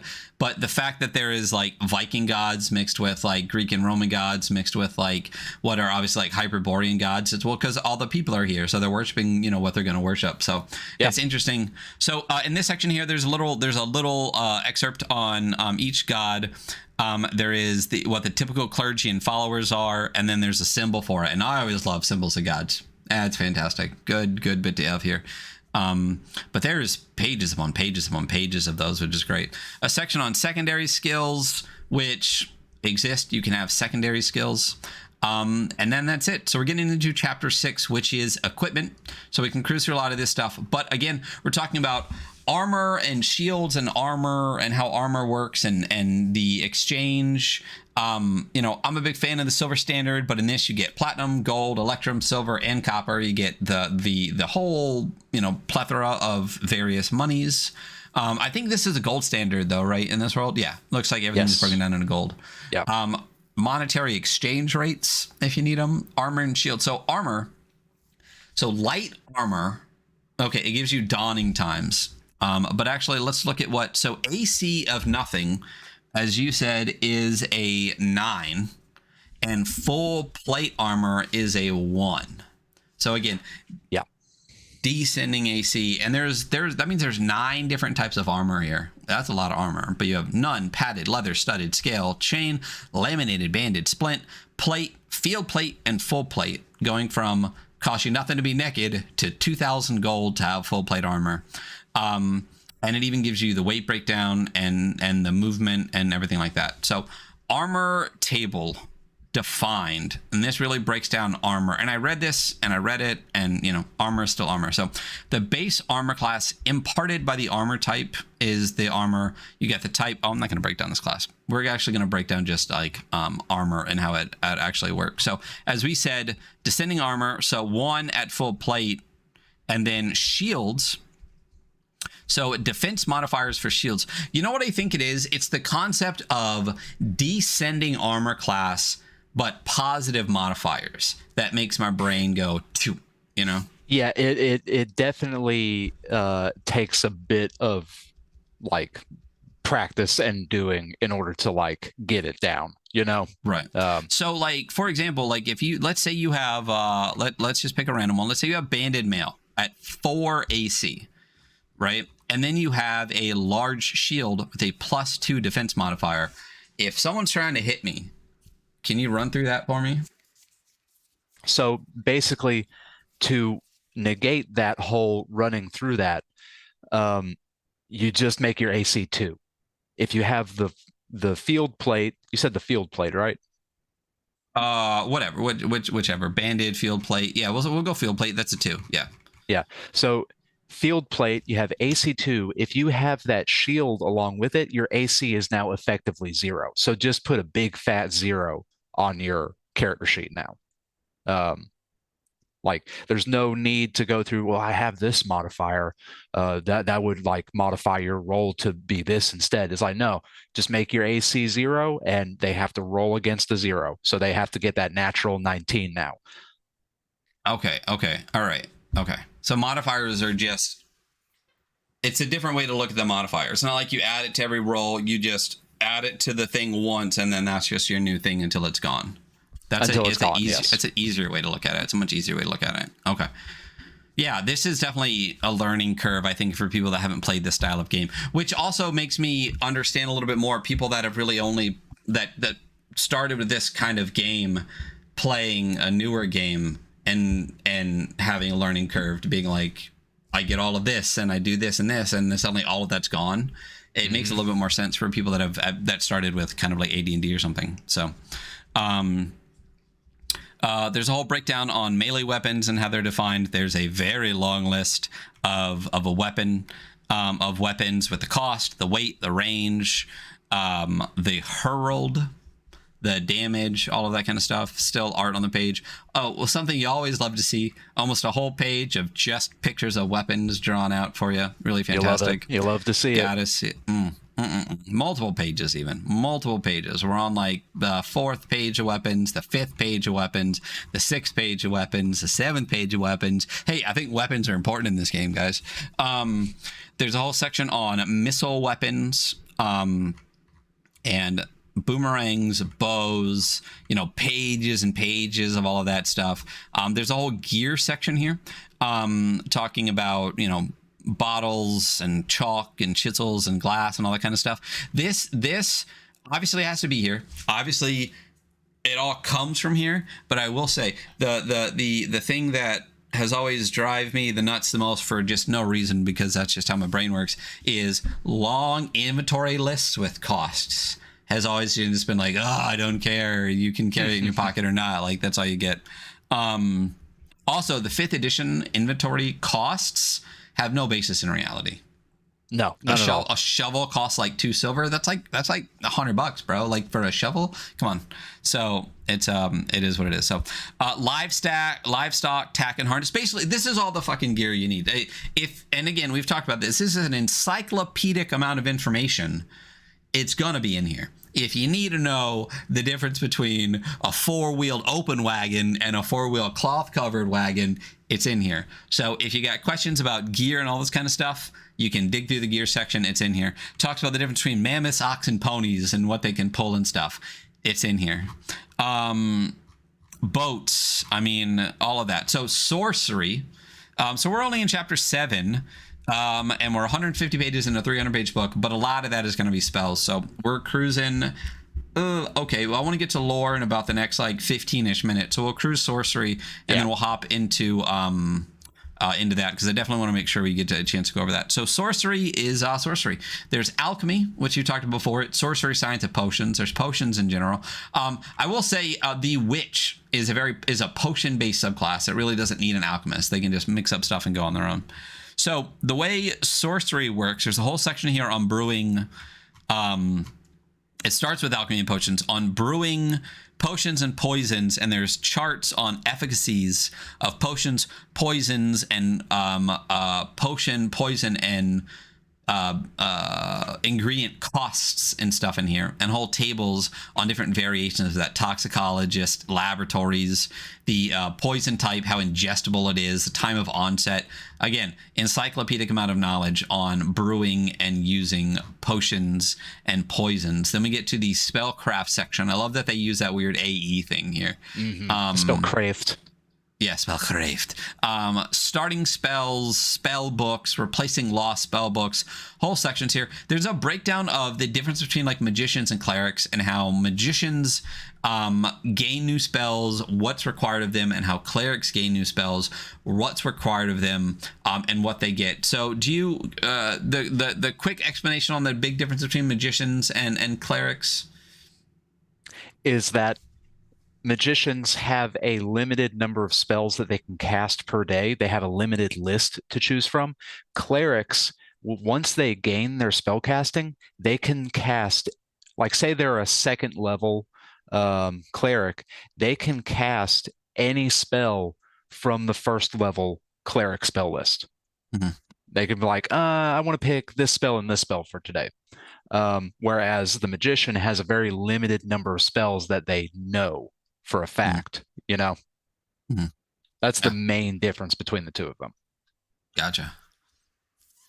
Makes sense. I mean, again, magicians cast out of a book, and clerics get their spells from God, basically, right? The gods. So it's I like that there is a big difference. I mean, and anyone that's played any of the dungeon games, that's pretty much how it is across the board for all of them. But it's I really like the delineation in here too. So talks about magic costs and all that kind of stuff, spell memorization, spell casting. A lot of this is just casting spells, how they cast spells, how many spells you get, what type of spells you get, broken down into the types of cast and stuff too: magicians, cryomancers, illusionists, etc., etc. Even talks about stacking spells with range, duration, effects. There's spell lists for all the different characters here. Magicians, cryomancers, illusionists, necromancers, obviously the best one, the dance macabre, the death mask, the visualized death. I know which one you read. Oh yeah, absolutely. You know me. But it all breaks everything down. The white hand of death. So I'm gonna, if you're watching this, sorry, look away because I'm scrolling quickly. And then we get to the spell list. Pick one spell.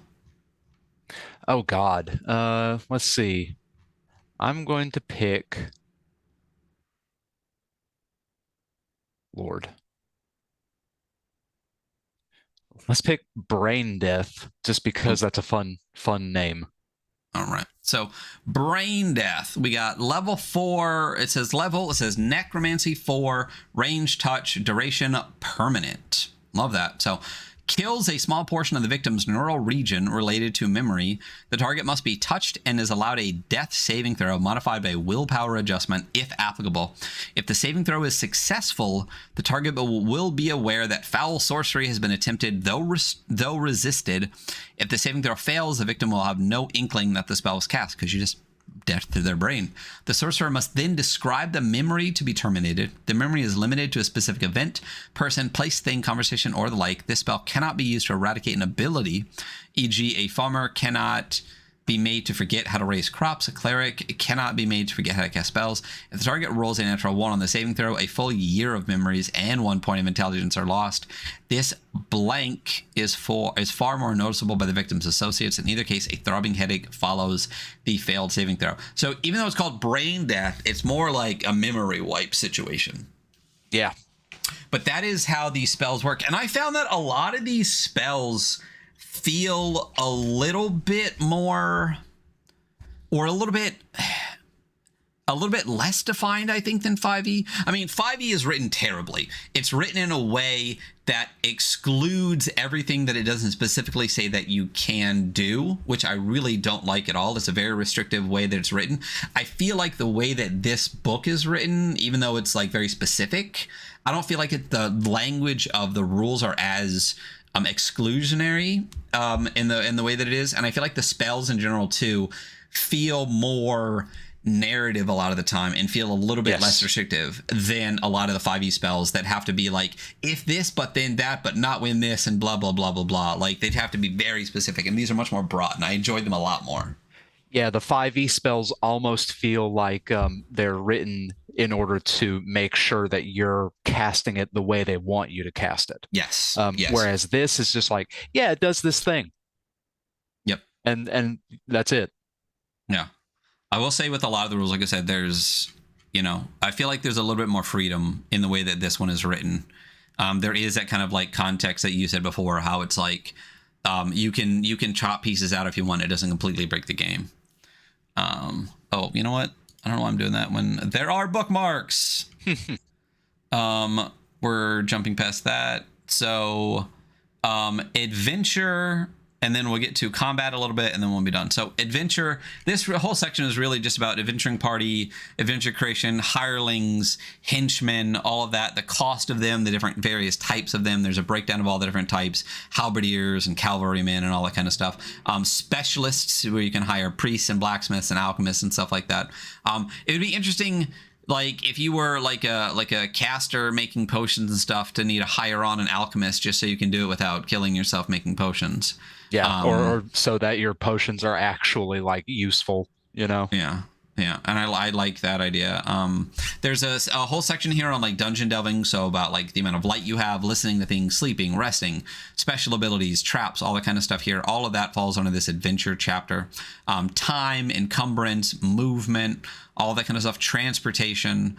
That is all in this section. Then we get to the combat section.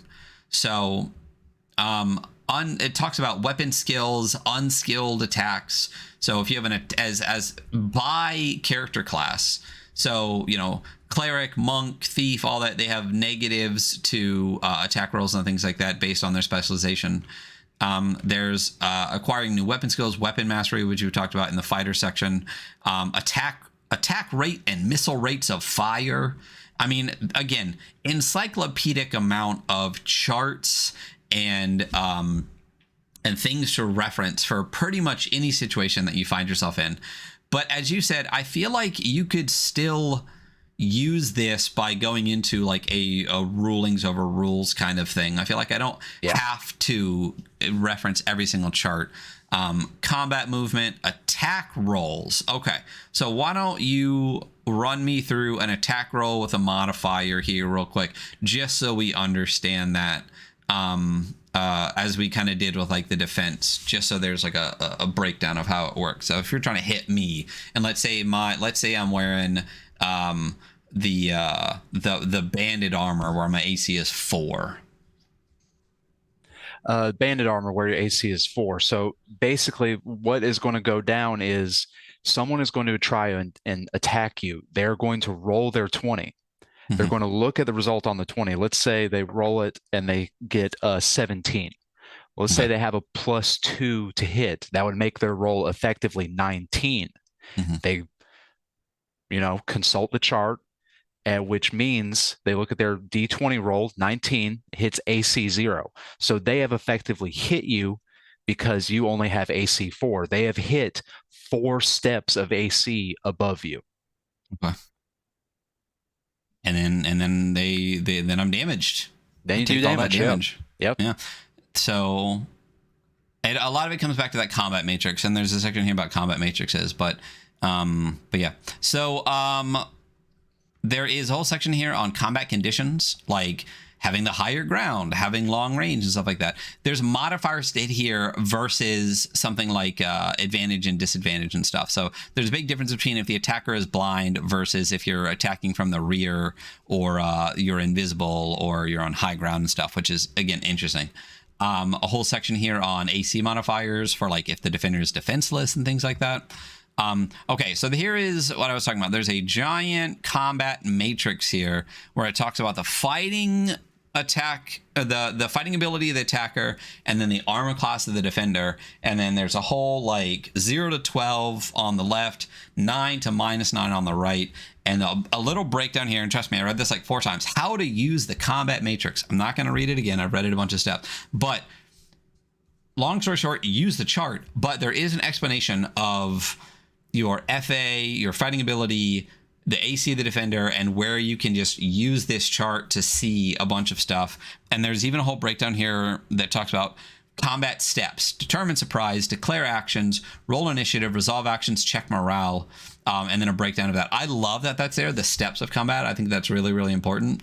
I think for a game as combat heavy as this, I would not have minded this chapter way sooner. But I also think that having armor and class and stuff like that, so you understand a little bit better before it gets here, is also important. So I don't mind it all the way back here. But as you said, that you read this once, you reference the parts that you need. But yeah, so there's a whole section on surprise with a Z. Action resolution, morale, the breakdown of all combat and how all of that works. Flask hurling. Yep, it's in here. More art, all the various different things that you can do here for unarmed combat too: grapple, pummeling, overbearing an opponent, advanced combat options, which I really liked a lot. Conservative fighting, disarming, dodging, double arrow shot, double feint, all of those are considered advanced options. Indirect fire, offhand weapon parry, reckless fighting. I really like a lot of this stuff here. I like that they're advanced options, not just like delineated into feats and stuff like that. And then there's a whole optional section here on critical hits and misses, with multiplying damage, restrictions, a table of things that could happen, results tables, sections on saving throws, item saving throws, all sorts of that stuff, damage, death. So death checks, how do they work in this? I'm pretty sure it's just hit 0 and you're dead. Yeah, I love that. Fuck 3 death saving throws. Like, could you make the game less deadly if you tried? I'm talking about 5e. I probably should have thrown a couple of these F5es in here a couple of times. But if you balance all encounters to the player's abilities, so that you effectively get rid of like a lot of death ability, like options right there, right? You encourage a narrative style of play that discourages death, and then every death, right, requires you to fail 3 rolls before you can die. There's not a lot of fear of death in 5th edition. Like, it's crazy. I like this, like, you hit 0, you're dead, or you hit, like, -10 or something, and you're dead, and there's various different ways to do that. I like it so much better. I think a lot of people that only play 5e are at have been massively disserviced by the massive push for storytelling style games and a complete fear of death, or a complete lack of death as an option in storytelling. I personally find that to be a disservice to people, and I think everyone should have a couple of characters that die every now and then. They need to play a funnel, you know. But I definitely think that this is a lot better here. Damage, death, falling damage, healing. Yeah, so when a person or animal or monster is reduced to 0, death transpires. But beasts and humanoids are dead at 0. Common people are dead at -3. And PCs and NPCs are dead at -10. Upon being reduced to 0 HP or less, the following guidelines apply. So at 0, you're unconscious. -1 to -3, you're seriously injured, though stable. -4 to -9, you're in critical condition. And at 10, you're dead. So don't go over your by 10. I think in 5e, it's literally like double your HP maximum too. So you got to hit like -50 at some point. Something crazy like something that. Insane, yeah. Whole section on resurrection and reincarnation, special damage like lycanthropy, madness, bunch of art. Appendix A is a name generator. Anglo-Saxon names. You just give me a list of wasp names and we're good to go. Whole, and then more art, Ixian names. Again, I'm scrolling fast. There's a whole section here on lordship and strongholds in Appendix B, which I really enjoy. You should read that, but it talks about the breakdown of like fighter lords, magicians lords, thief lords, cleric lords. There's like how to be a lord for like every class and subclass, which is awesome. Appendix You hear C that, is Matt Coville? They did it better than you.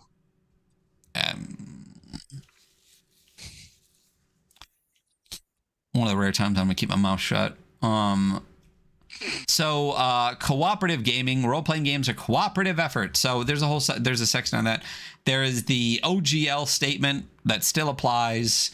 Not going to get into that at all. And then there is a glossary in the back, or there's an index in the back. At the very least, I would have loved if this was hyperlinked. But it's not, and it says index, but it's really a what would you call this? Table of I guess it is an index because the front's a table of context. Yeah. So, and then the back has in the PDF all of these great, gorgeous, mostly full color pieces of art that in the book are actually interspersed throughout the book. Oh, the in pages are included as a page in the back, and I really love that. For those looking at, when you actually read through the book, all of these pages in the back of the PDF that are full color, comes with the sticker too, are actually interspersed throughout the book. So like every, I don't know, like 25-ish pages or so, boom. Oh, it's funny. We spoke to the same one. Full color page of art interspersed in here. So that was at 174. Yeah, so about every 50 pages there's a color page. And then again, the book itself, 2 ribbons, it's stunning. I think the amount of art, the amount of color art, the style of the art, I mean, definitely not going to lose points on art. But that is the player's manual for Hyperborea. I feel like we went over about as much as that as we could possibly do with my ADHD, caffeine, sleep-deprived self in about an hour and a half. That is, the AD&D/BX Neo clone Hyperborea from Jeffrey Talanian. There's also the referee manual here, but I think the next thing we're going to do, unless you think that there's a lot of really important stuff in the referee, it's an introduction. There's a whole section on refereeing. There's a bestiary.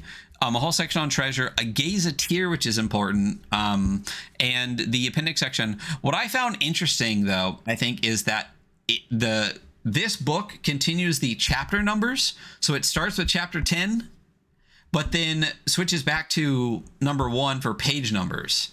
And I was like, why wouldn't you just make this Player's Handbook chapter 1? But it's fine. It's whatever. It's interesting. Because it's effectively this monster cut in half. Ah, that is a book? Yeah, that's a book. Oh, dude, I thought that when you kept holding that up earlier, I thought it was the box that you pulled the book out of. This is a massive tome. This is, oh my God. How many pages is this? 607 pages. Yeah, fuck that. Yep. So what we're going to do now is move into the lore of the world. So, John, why don't you take it over? Tell me if we need to switch to a page in the referee manual, and tell us all about Hyperborea. So Hyperborea, as it states on the packaging, it's a flat hexagonal old Earth, basically, with this large landmass in the center, Hyperborea, surrounded by the waters of Okeanos. But yeah, it's just this like weird amalgam of like weird fiction and science fantasy. It's great. There's all of these like interesting cultures that are like exploring around and interacting with each other. There's like interesting religions, you know. Like the Gazetteer itself, I love reading that for entertainment. It's great. Like every bit of it is like so flavorful. There's like a paragraph for each like location in the world. Like you want to know about the city state of Cromarium, they've got a paragraph for that. And what I like about it is that it doesn't overstay its welcome. It gives you enough information to run off of, and then basically just lets you go and like build off of it yourself. Like, so your Hyperborea is not going to be the same as my Hyperborea, which I really enjoy. I like when publishers do that with their baked in settings.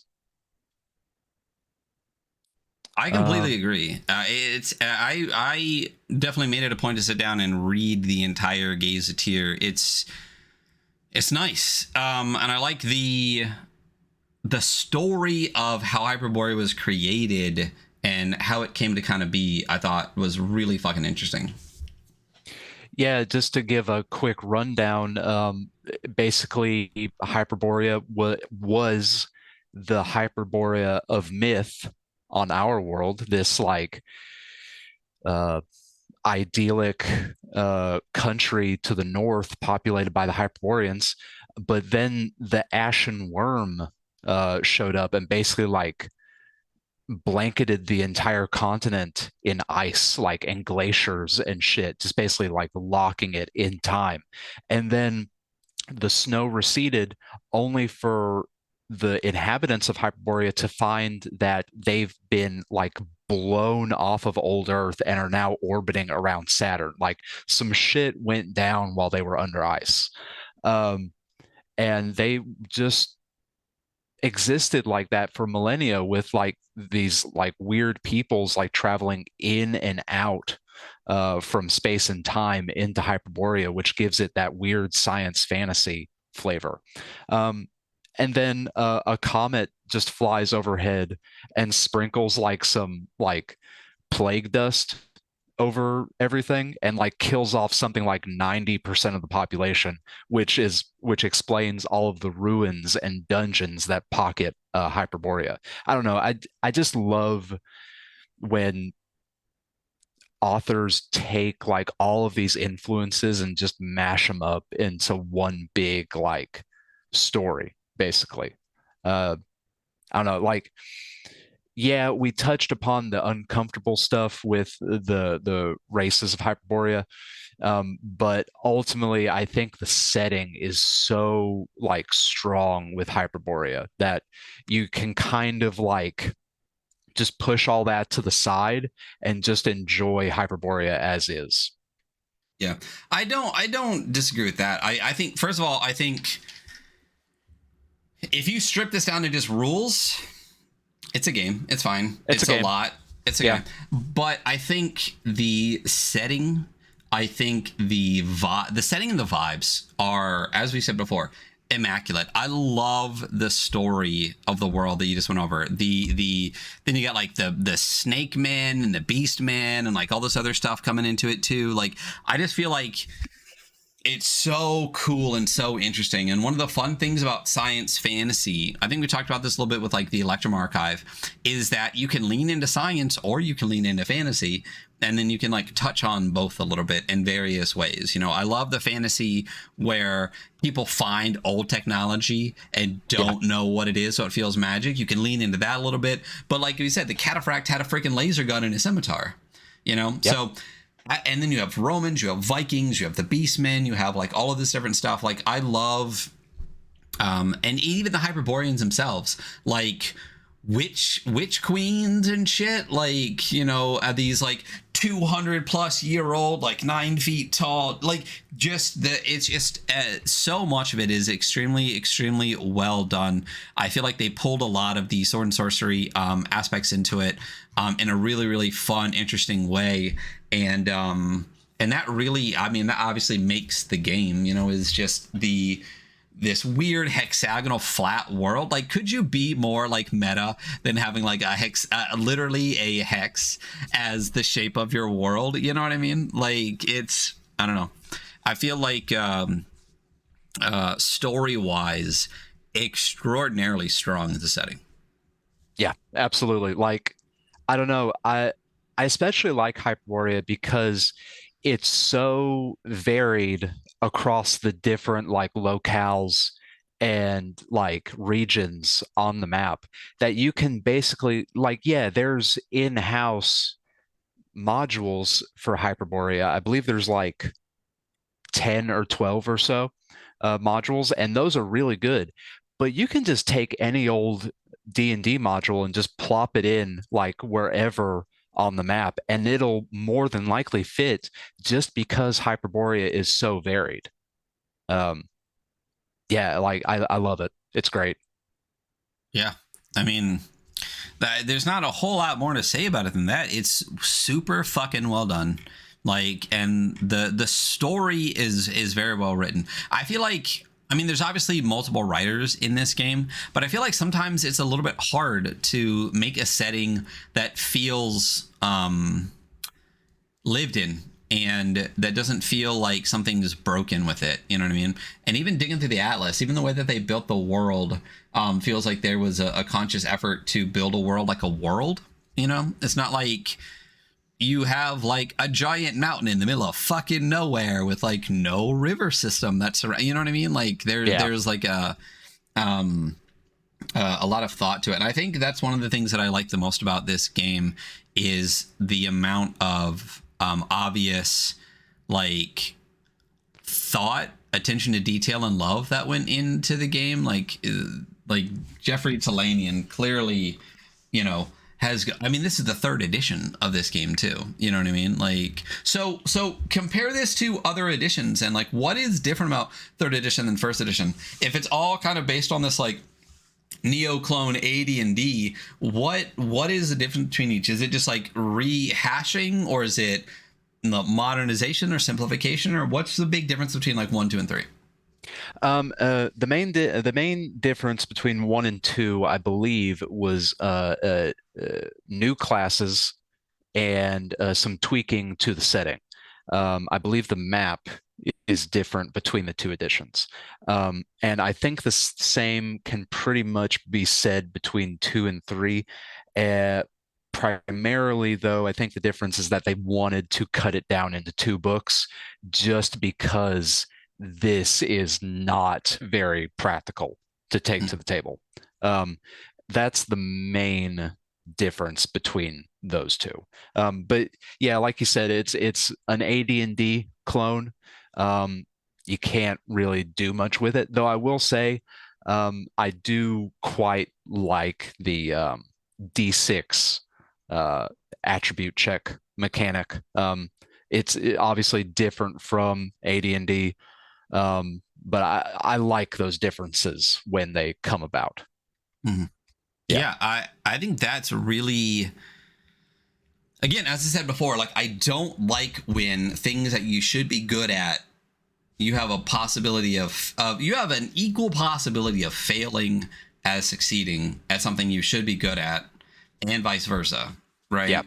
Like I don't think that that should be possible except in the most extreme extents, you know. And with the D20, you have a 5% chance of literally any number. um I like the, as you said, the for ability checks and stuff like that, the D6, although there is still the same percentage of the number or whatever, you get a different percentage. So you have like a 4 and 6 chance or an X and 6 chance. So like it's not the same as just rolling 5% chance across the board and maybe adding a little bit of a modifier. You know what I mean? There's a huge difference between getting a +1 and a +2 in a 2d6 system and getting a +2 or a +3 in a d20 system. I mean, you're only every +1 is only a 5% increased chance of doing something. So even if you have, I guess maybe a +5 is an increased 25% chance, but you know, an advantage is roughly mathematically a plus or -5 for advantage and disadvantage. That still feels like such a small, like when do you ever roll a +5 on anything? You know what I mean? So Right. I really enjoy that, specifically the abilities. Combat, I understand the D20 a little bit more because you do have some modifiers, but like combat in general is more chaotic. And although you can be really good at it, like people moving and dodging, all that kind of stuff is different. But like the ability checks is something I do want to play around with a lot and really dig into a little bit more because of that D6 system. And I think that a lot of systems that use D20 could be adapted a little bit more like that. So Yeah, absolutely. Yeah. I don't know. Like, think about your resolution mechanics a bit more than just saying, just make it a D20 roll. right, Like, yeah, put some thought into it. yeah, Think about what informs the kind of game you want, you know? exactly. You know, I think D20 rollover is one of my least favorite systems. Um, uh, at least, you know, do a solid D20 roll under. Big fan of D20 roll under, you know, because with something like that, you know, you roll your 3d6 or whatever, right? You get a 15. Now you have a set DC for the thing that you need to do already. So you don't need to convert a score to a modifier. You don't need to determine a DC. You chop out a bunch of unnecessary steps to just be like, oh, it's intelligence. All right, roll under your intelligence. Like, you know, I just the standard D20 rollover system, although is classic to D&D, and people that want to play D&D might like the, you know, 5% chance of everything plus modifiers. I don't. And I think this is a really cool, interesting thing that was added that makes it fun and interesting. I guess what else about the lore or setting is there? Is there anything else that you think really stands out, really sets it apart, or that really needs to be said about Hyperborea? The bestiary in particular is a very strong one. It's really fucking good. Um, Again, it's got those classic D&D monsters in there, obviously, but also it's got like these Lovecraftian Cthulhu horrors in there as well that just really like bring out the weirdness. The bestiary basically turns Hyperborea into a horror game. Uh, Love it. with between the undead, the demons, the Lovecraftian shit, it brings out old school D&D, to me at least, is most interesting when it becomes a horror game, and it's a horror game at those lower levels. I think was it last episode I said the exact same thing? I don't remember, but I completely agree. Low level, old school D&D, like BX and like these kind of things, they're fucking horror games. And I think 5e makes it like completely abolishes that concept.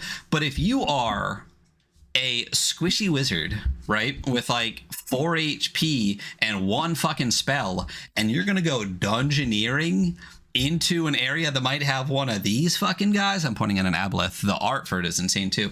Yeah. That is horrifying. Horrifying. Like, and the fear of death also makes it a lot harder. I think, again, the disservice done to 5e players with the complete lack of the fear of death, I think, takes such a massive chunk out of what role-playing games are, especially at lower levels. And then once you get to high levels, you're literally a fucking god. I think that took so much out. I think it completely removed the concepts of horror and a bunch of other stuff. Like, you don't, like, a lot of the later 5e stuff, it's like, let's add all of these other rules to make it feel like horror. Why don't you just reintroduce the fear of death? And trust me, it's a horror game. I couldn't agree more. Why don't you pick, is there like one monster that really stands out to you, so we can kind of like break down what the, because I'll say all of these letters and numbers at the beginning of a monster stat, it feels like a lot. But then your attacks feel like not a whole lot. So is there one that stands out to you as like a good one as an example of the beasts? One I'm pretty fond of in particular is the Crab Man. I think it just brings out the weirdness in the setting, personally. Auroch, Crystal Automaton. I think I'm still in the seas here. Let's go to, again, at least there are bookmarks. I will say that. That's really helpful even without the, I literally went back to the beginning. That's really helpful even without hyperlinking and stuff like that. What am I at? A bear, a bat, black pudding, a blink dog, a caveman, centaur, centipede, chimera, cloak. I love the cloaker. It very much more looks like a cloak. Then there's the crab. So Crab Man. So, break down the Crab Man for me. What, you want me to read it out, or do you want to? Sure, read as much as you feel. Yeah, go for it. Just tell me all about the Crab Man. Reputed to originate from the ocean planet Poseidonos, this highly technological alien race uses chitinous materials to build cities deep below the sea. Likewise, are there water-filled spacecraft constructed. They speak a strange clicking tongue enhanced by limited range empathy. Crabmen are vaguely humanoid in shape. The head is a disc-shaped carapace from 3 to 4 feet in diameter. And then it just gives you like basically a rundown of basically what their creepy bodies look like. I don't feel like this is vaguely humanoid. It literally is just like a crab with a long torso that just like can stand up a little bit. That's about as humanoid as it gets. Let's see. The motives of this strange species are unknown, but they are worshipped by certain Picts and Eskimo who dye their skin red or blue and don armor and headgear to appear more like crabmen.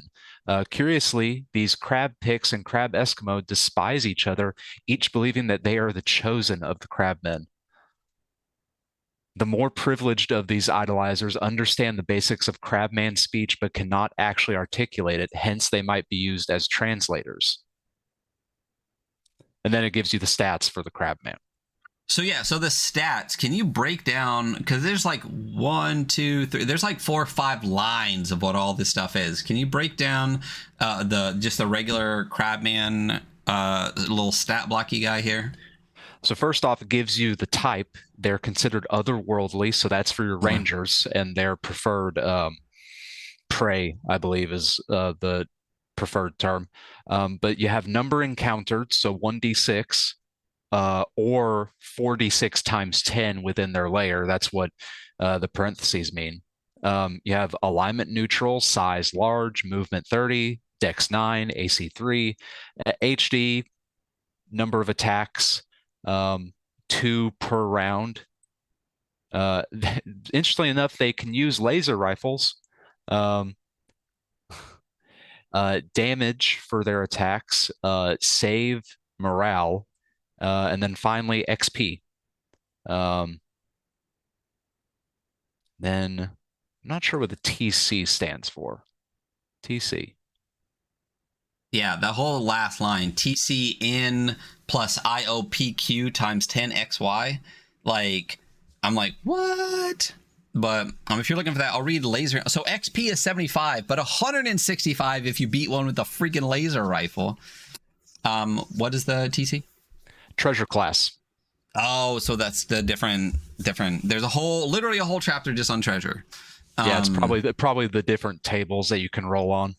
Yeah, which is I like that idea that you could just like roll on the tables and stuff. So they have a laser gauntlet. So some are fitted with a gauntlet like laser rifle over one claw. So that's when I first read that, I was like, okay, so how do they hold a laser rifle? And obviously I thought human hands, but obviously, you know, very ethnocentric of me. It literally slides over a claw, and the pincer end manipulates the trigger mechanism, a function humans are unable to mimic. The laser rifle is shot at a +2, blah, blah, blah, does damage, may be fired thrice per round to a range of 150, and a typical laser rifle cartridge has 144 charges. No wonder the XP goes up by 110 if it's got a freaking laser rifle. And then there's a crab lord, or crabman overlord, which really just adjusts the stats but keeps the laser rifle. Jumps to an XP 450, 750 with a laser rifle. I mean, you're completely right. I couldn't imagine something that feels more Hyperborea into this. And jumping on the bestiary was definitely, I'm glad we jumped back to it, because lore-wise, I feel like spells and bestiaries are such a good way to throw in a lot more lore. And the Crabman specifically, when you, like, that is a whole module right there. If you just take Eskimos and picked crabmen, crab picks and crab Eskimos, right? And having a translator and having a crabman overlord, it's a whole, it literally is an adventure, as John holds up a book that's got a crabman on the cover. It's dope. I mean, I want more Hyperborea stuff. Again, I love the setting, the rule set. I feel like maybe I'd use it, maybe I'd actually adapt it to something else, but I think it's really interesting. So what we're gonna do left now with the last, or is there anything else you want to say about Hyperborea? I've said all I needed to say. So we're actually going to do a rule. We're gonna do the old weekly scroll rules section here. We're gonna, not rule section, the game review. So the way the reviews work here on weekly scroll, right? There are 5 categories, 5 metrics that we evaluate, and then each one has an opportunity to get up to 10 points each for a total of 50.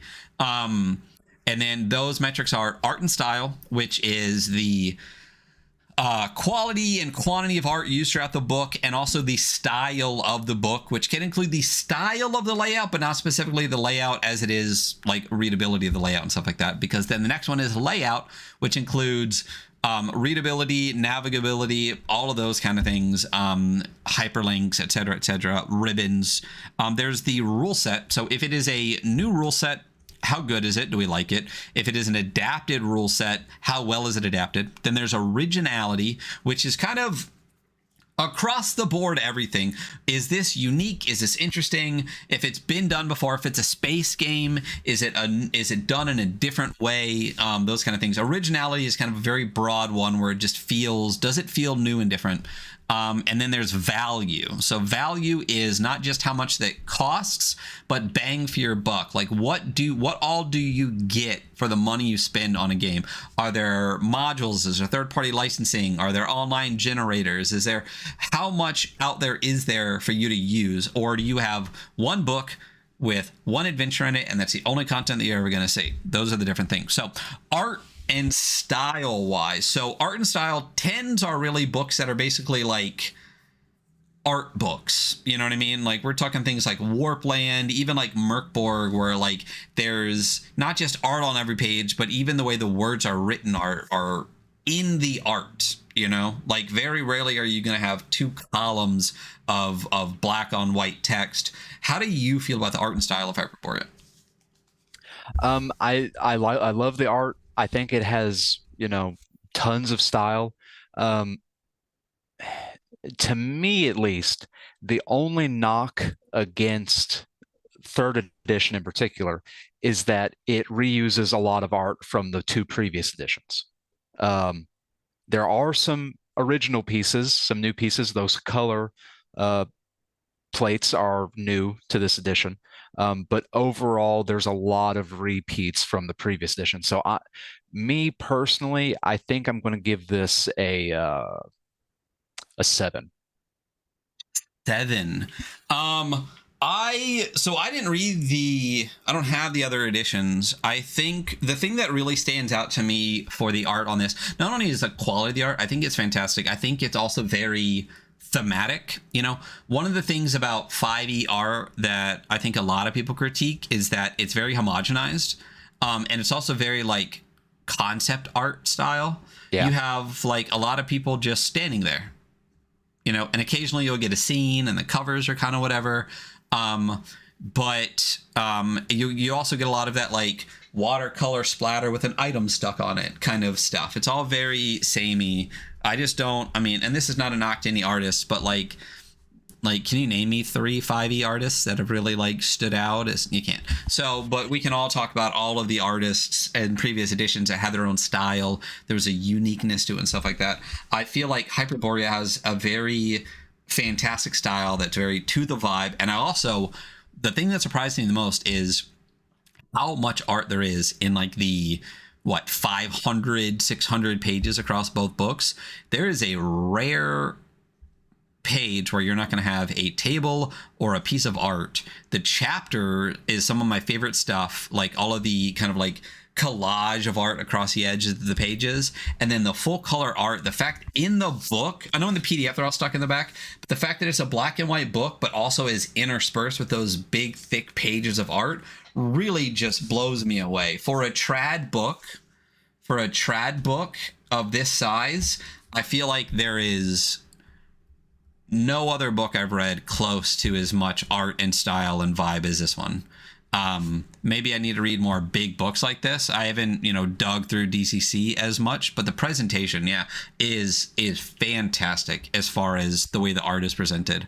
I will say, it's not an art book. It's not a 10. It's not a 9. I'm between though a 7 and an 8 for this, just because of not only the quality of the art, but the quantity. The fact that it is 500 pages and you have a piece on every one. There's dozens and dozens and dozens. And not only that, broken down into like some pages that are just like a piece of art on it. Like, I think it's really fantastic. When I look at other ones, because with a lot of the scores, for those listening, we try to, it's very what's the word where like we compare it to things that have come before, not on its own, you know what I mean?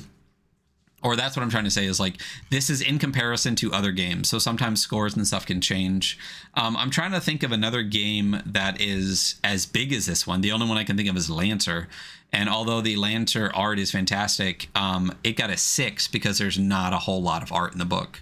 So to me this feels almost more 8ish if I compare, because like 5 is dead average. 5 is, because even 5th edition would get like a 6 or 7 for me, just for the quality and quantity of the art, even if I'm not as fan of the style. So I'm leaning a little bit more into 8. If this wasn't recycled art, if this is the first time you picked up the book, would that adjust your score at all? Yeah, I think that would be fair. Because I do agree, it's definitely not an art book, and I'm definitely not like, whoa, this is like I have my favorite pieces, but there's not like, whoa, this is like my favorite art that I've ever seen in my entire life. Right. Which would be like 9 territory for me. I was going to say 8, but it got that knock from having recycled art. So that's why I went with 7. I think, well, because this is my first time seeing it, and it might be a lot of people's, and I think having those other editions, I definitely hear that from you. But I think on its own, I think 8 feels good for this, though. I think that's fair. On its own, it's definitely an 8. I think that anytime you can go, damn, this is a lot of art, you got to give it a little bump, even if it's recycled from other stuff. And can you imagine the amount of art that's in here if they did all brand new art for this too? That would be insane.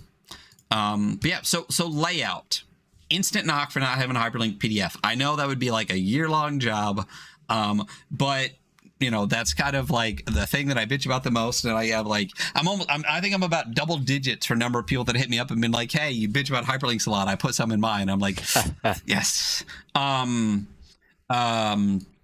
So definitely less than that. How do you? So the layout is really about how the book is laid out in a way that's readable, navigable, and where they can give you the information effectively. How do you feel about the effectiveness of the way the information is laid out for you? Like I get a lot of enjoyment out of reading books like this, but I recognize that this might not be for everybody. It reads a little bit like stereo instructions. It is a textbook, basically, that is teaching you how to run these procedures, like a textbook does. So I'm not going to say it's good or bad. I would say it's definitely middle of the road. It's very readable. Two column black and white text, like Mm-hmm. nothing crazy, like Merkborg or something. Um, with that, and it might get a knock for the hyperlinks, the lack of hyperlinks, but I'm thinking a 5 for layout. Yeah, so Middle of I the road. actually, yeah, I think black and white text is definitely true. I do think it is encyclopedic in the knowledge, but as far as layout for the way the knowledge is presented, I think for this amount of information, I think it's pretty solid. And the interesting thing is a lot of times when books are art heavy, they lose points in layout. Like Merkborg, for example, got I think a 10 in art and style, but the layout points drop because a lot of times if there's so much art, it becomes part of it. The actual readability of that decreases. So although Merkborg does make sure that any of the super important stuff, like the adventures and stuff, are in a very readable way. That's why still it got good points. But I do agree with you. I think that, I mean, as I said, for someone who has any type of neurodivergency, this is not an easy book to get through, but I can't imagine a different way that the amount of knowledge could be presented to you. I do love the bookmarks. I think as far as a navigation tool in the physical world, for me, bookmarks equates to hyperlinks, right? It's my ability to be able to, especially when there's multiple ones. I wish, honestly, I know there's two. God, I wish there were like four in here. I also, and I know this isn't like a big deal, but for someone who does love a good bookmark, I love that the bookmarks are in two different spots in the book. And I don't know if this is a lot of times your bookmarks will both come from the same middle point and have to go in different places, you know what I mean? And these Yeah. being like kind of like a third in on each side lets the bookmarks not be like weirdly like wrapped across the top of the book. I don't know, that's such a small fucking detail, but I absolutely fucking love that. Are the OSC ones like all from the middle, or? They touch like Oh yeah, see right that's what I next to mean. each Like other. they're next to each other and then have to go out versus this one where they're actually like separated and give you a little bit more. So anyway, yeah, I think layout wise, I mean, so Lancer got a 5, and Lancer is literally just rows of columns and tables. 5 is considered bang average. I think for layout on this, I'm probably about a 6, mostly because of the bookmarks. Because even though it's not hyperlinked, it is completely bookmarked, which I really which is necessary. I don't even remember if Lancer was bookmarked, and it does have the ribbons on both of the books, which I really love. The lack of PDF navigation though with hyperlinks kind of is a knock a little bit, but I think with the bookmarks and with the ribbons and stuff like that, I think it does give it just like a smidge above bang average to me. So I think about a 6 feels good to me. How do you feel about that? Yeah, sounds fair to me. Ooh, okay. So rule set. Okay. So again, talking about rule set, if it is a new rule set, do we like it? If it's an adapted rule set, how well is it adapted? And that second thing is almost specifically designed for retro clones, neo clones like this. So how well do you think that this rule set is adapted from earlier editions, also with and any new stuff added into it that kind of tweaks it? What are your thoughts on it overall? Well, if we're judging it from that standpoint, personally, and I stated this earlier, if you're looking for an old school like experience, I don't think you can do any better than Hyperborea. Um, as far as adapting an old rule set and improving upon the presentation of it, I think it's knocked it out of the park, personally. Um, if we're judging it from that standpoint, I think I'm probably sitting on either a 7 or an 8. Okay. Yeah, so we've never given a 10 for rule set. I don't know if we're ever going to. Because I think like Hunter and I would both have to be like, this is the greatest game we've ever played in our entire lives. You know what I mean? Some Yeah. of the other ones that we've given, like we gave 10s to like, I think Merkborg, maybe Warpland. I think maybe that one got like a 10 for art and style. And honestly, if we were to redo, Merkborg was the first one we ever did. I'd probably go art and style 9 for Merkborg now if I went back and did it again. Warpland got a 9, Necronalis got a 9, things like that. But value has gotten 10. I think everyone might have gotten a 10 except for rule set at this point. So pretty much a 9 is a 10. And again, I need to read AD&D to really look at this, but I've read 3.5, I've read OD&D, I've read 4th edition, I've read 5th edition. It's really the like expert stuff and AD&D that I really haven't dug into. For me personally, and I said this before, I'm a rules light guy, right? But that doesn't necessarily, that weighs in a little bit to the rule set question, but really this is more about the rule set as it exists, not what I would like it to be. This is one of those things like I don't think I would ever run this game. Like I might play it if someone else ran it for me, but personally, knowing myself, one of the reasons I love rules light games is because my brain is broken and it sucks, and I need less than 600 pages of a game to run it, because I also know me that I will want to know everything at all times, because I think we skipped over, but there literally is a chart in here, as I said before, about sunrise and sunsets in different months of the year. It's crazy. I love that there's so much information, but as far as the base rule set, it just feels like a lot. It feels like a lot to me, but the fact that it's a Neo clone, I'm taking your word for it that it's well done. And also I do love, like you said, that that D6 attribute check thing.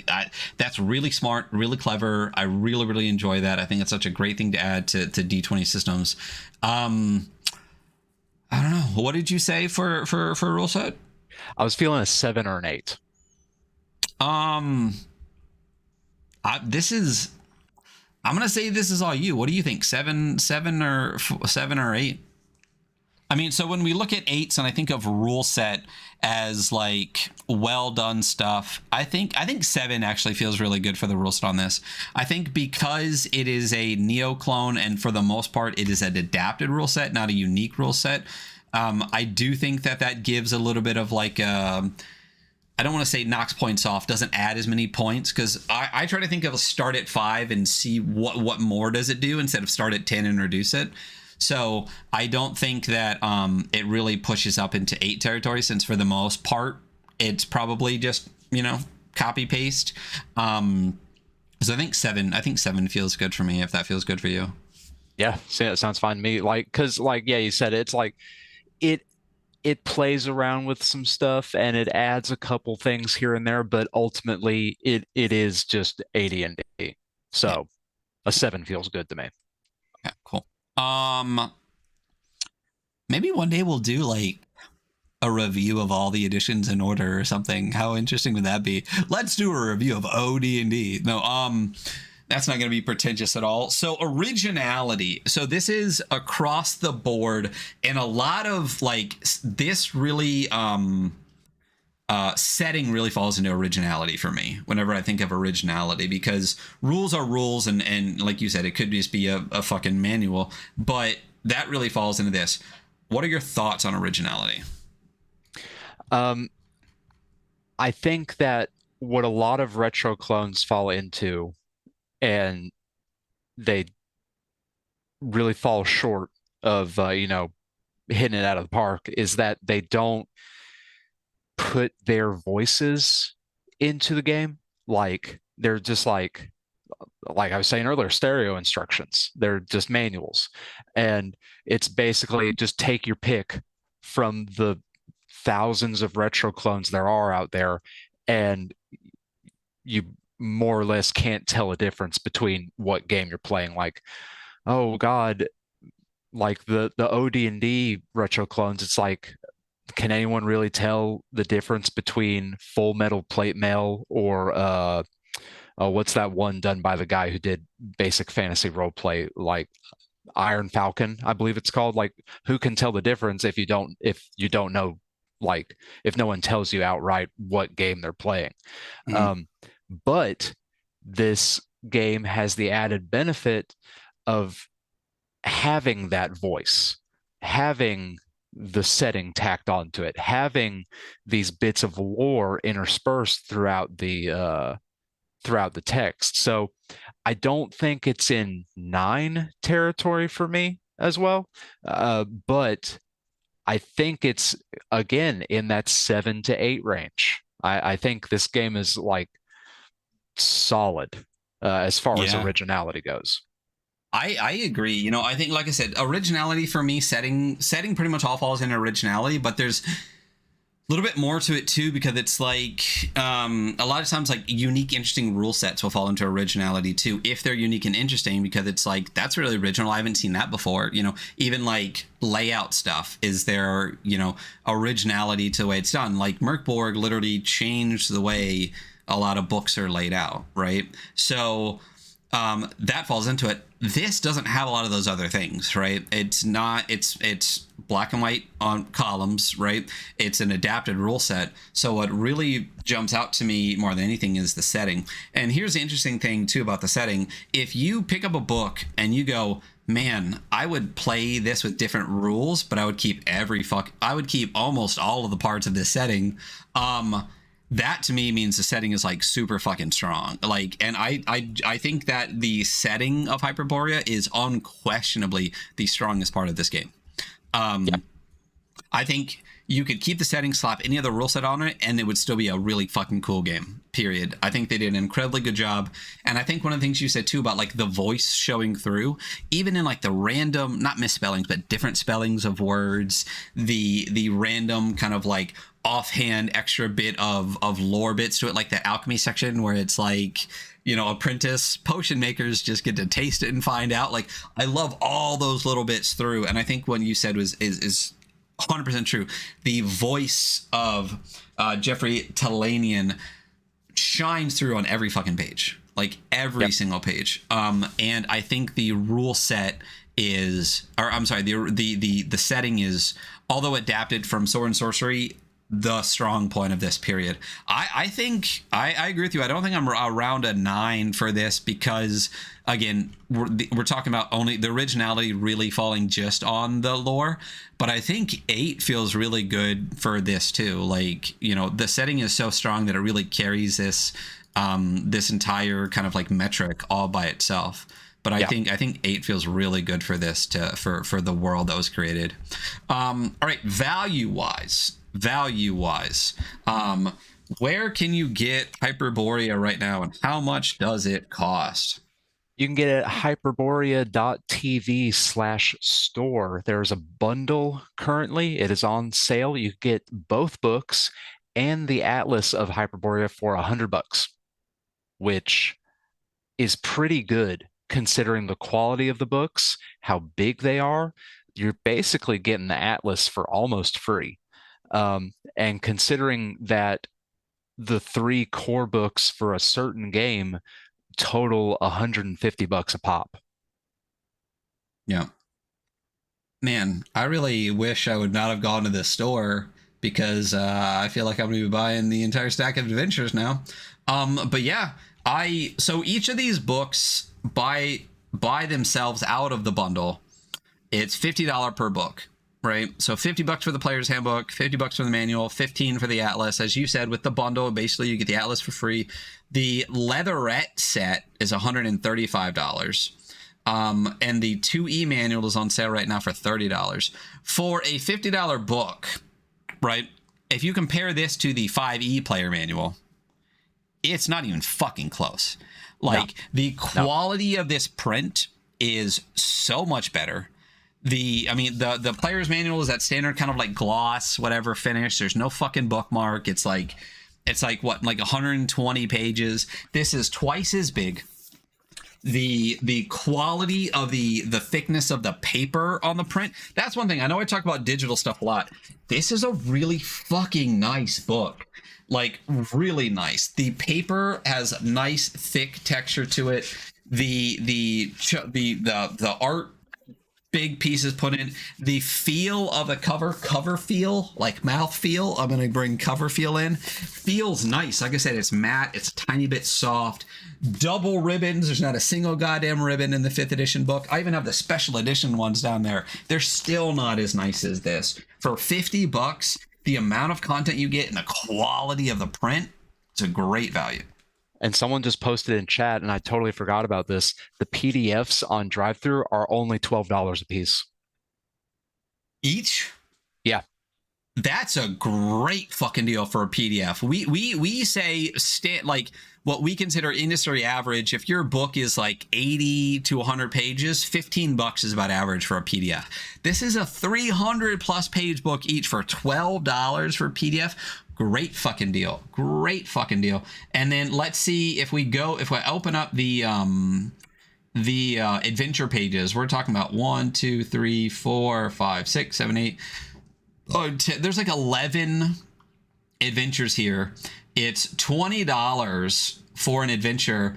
And do you get the PDF when you buy the adventure? It doesn't say if you do or not. If you do, that would be a crazy good deal. This might be a knock, but I believe all of their PDFs are on drive-through. Okay, so then it's $20 for an adventure, and then can you link to adventures quick on see how much a PDF for one of the adventures is? Yeah, PDF for an adventure looks about $10. Okay, not too bad. So you're paying $30 for an adventure with a book and a PDF. Not too bad. I'd say $10 for the adventure on the PDF is fine. It's crazy that an adventure is $10 and the entire book is $12. Crazy good value. It uses the 1.0 the 1.0a OGL, so you can make as much fucking content for this game as you fucking want, realistically. Are there anything that... it's if you're interested in our digital products sold separately, it specifically says right on the website. Oh, there we go. Yeah. I don't think there's a section in here that talks about making additional content for it, but I don't know if there's a lot of third-party Hyperborea content. I can only imagine they'd be fine with third-party Hyperborea content. They have a pretty active forum community on their website. Mm-hmm. that they're linked to.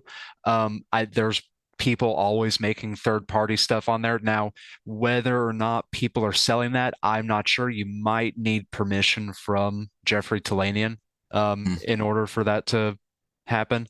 But there's always people writing up adventures on that forum. Right.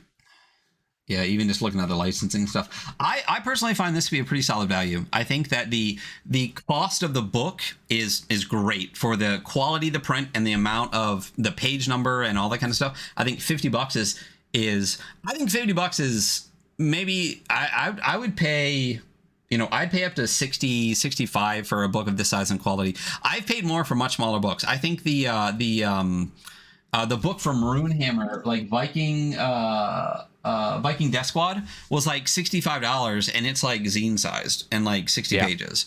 So $50 I think is a fantastic deal. $12 for the PDF is an insane deal. $20 for the adventure. How big is the adventure when you hold up that one? How many pages is in there? It varies between adventure, but the thickest I've got is about 64 pages, and the thinnest... Go ahead. No, what were you saying the thinnest is? Thinnest, I would probably say, is about 24 to 32 pages. Decent size. And then which one's the thick one? That would be the Lost Treasure of Atlantis. So 26 bucks for that one. So I think that's a solid 26 bucks for a 60-page adventure. I think it's a solid deal. It kind of sucks that the PDFs don't come with it, but for only 10 bucks. I mean, I'm solid on the value of this. I think the bang for your buck and the quality of everything that you get. Are the quality of the adventure prints, are they nice? Oh They're yeah, not POD. Yeah. no, they're not print on demand. I wouldn't be surprised if they were getting these like printed like professionally, like not mix them, but like higher quality than that. They're like really nice quality. I think value on this is really fantastic, which is awesome to see for a game this big. You know, I think some corners often get cut for having to do something like this, but there's some quality craftsmanship that has gone into all of this stuff, and I think for the price on this is pretty fucking solid. I mean, value wise, I'm probably sitting at gosh, like probably like an 8, realistically 7 or 8. I want to say 8 also. I'm tempted to go to 9 just because there's a ton of support for the game as well. You can go on their page. Oh, go ahead. No, so the other thing with value besides just the money, a lot of games that have gotten like up to 9s have like online generators, have like like online character sheet websites, have like a bunch of like additional free stuff. Like Arc, for example, is one that came out with like 6 different like digital tools. Or even Lancer got a decent value score because they have like a whole like app that was designed to run the game. I think those are the things that really push it up towards 9 territory. But I think even just the price and quality, really even getting up to 8 for something this big, I think is a testament to how quality all of this stuff is that they're making. Yeah, it doesn't have any fancy apps or online generators, but there's like there's a resource page is the only thing I'll point out is that there's a resource page on the Hyperborea website that just has like tons of community created resources for it, like generators for familiars, character name generators, character sheets, uh, debauchery tables, yeah, all kinds of stuff. And that's all free. That's all free. Yeah. Yeah, I think 8 does feel really good for the value on this, a bang for your buck, though, because I think, like I said, like the only ones that have even got to 10s, they're literally free. Like Merkborg at this point. I know I reference Merkborg a lot. It's just it's one of the first ones we did, so it's the first one that pops up over here. The whole game is free now. Like you can literally get the bare bones PDF edition for the entire thing free, and almost all of the adventure content is completely free. That's about the only way you can get to a 10 is if you literally are handing me your like 5,000 pages for your game for free. I think between 8 and a 9 is solid, and I think 8 feels really, really solid for this actually for the value that you get for all of this stuff. So that's where we're at. 8 for art and style, 6 for layout, 7 for rule set, 8 for originality. 8 for value. I really like when games have this kind of spread. When you have a game that's got like a 10 in one and like a 6 in another, you can tell there's like inconsistencies to it. Like I would almost rather have something that's like 8 straight down the board to just be like super solidly consistent the whole way through. And this feels like it's 8, 6, 7, 8, 8 feels really good to me. So if I add all those numbers up, we're looking at a 37 for this. Hey, that is a solid, like for a trad game this big on this channel. I think that feels absolutely right to me. I think the only thing that really gave it a big knock was the layout, but then there's not a whole lot you can do about that. You know what I mean? Like, not with this amount of information. No, like it's too big to really think of it. To be able to give it to you in a different, more interesting way. The only thing that really could have bumped it up was some hyperlinks and some stuff like that, and that would have got it to like a 7 or 8. I just don't think a trad book the size could ever get something close to like a 9 or a 10 as far as that goes. I mean, the information is fed to you in really interesting ways. I think the only other way that you could really add points and layout besides hyperlinks is, like I said, if there was like a separate like quick start easy read kind of section for the breakdown of the core stuff. I think that would increase readability and navigability and things like that. That would bump that. If it was hyperlinked and had that, this would be like at least an 8 for me as far as layout goes, because something similar to what DCC does. It like every free RPG day they're handing out those quick start pamphlets for DCC. So yeah, I think a quick start for this would be a godsend for anyone that wants to play this game, because like honestly, like I got through reading this, it was really difficult, but to really get it to the table for people that have a difficult time reading this much information, a quick start, hey, Hyperborea, a quick start would be really, really great. And if you have one, I'm sorry, and we'll talk about changing that point for you. So that's Hyperborea. As far as big thick trad games go, you know, I love this one as much as I think I'm possible to love this style of game realistically, and I'm really glad that you suggested it, and that we were able to sit down and do this. And any final thoughts on score, on the game, on anything for Hyperborea, Astonishing Swordsmen and Sorcerers? Play more Mighty Feud barbarians in games. We need to see more of those. All right. So that is for everybody out there. So John, thank you so much for coming on the show. Really appreciate it. Hope this won't be the last time. I think this is the third time you've been on the show, but the first time you've been a guest host to actually sit down and review with me. It's really, really great time again. Thank you so much for suggesting this one. Where can people find more Jonathan Davis, more Civid Sanctum? You can find me at Civad Sanctum on itch.io and on the Twitter at Civads_Sanctum. This was a lot of fun. Hopefully I'll suggest a shorter game next time. Yeah, I wouldn't mind. I don't think I have mini games bigger than this. I think the only other rule set that I have this big is probably DCC. And this big brown one right there. There we go. But yeah, so this has been the Weekly Scroll podcast. I think this is a great way to kind of like break down a bigger book like this. So there's a good chance that we'll use this same kind of like idea to do maybe DCC and some of these bigger trad games. So it was nice to be able to do something a little bit bigger in only 2.5 hours. So we are us. You can find us at the.weekly.scroll on Instagram. That's where we post all of our scores and everything. You can find us on weekly_scroll, which is where we're going to announce when things hit VODs or what our next games and whatnot are. And do us a favor, go to The Adventure Archive on YouTube. You can find all of the Weekly Scroll podcasts there. You can find all of our APs. You can find, Seance, which is a dungeon, a Death Trap dungeon design stream I recently did with the wonderful Source of Victory. But hit that subscribe button. We're climbing up on subscribers. We'd love to hit 1,000 by this year, so we have access to more stuff that we can give you guys. But that's where you can find all our socials. That is our episode for today. Again, John, thank you so much.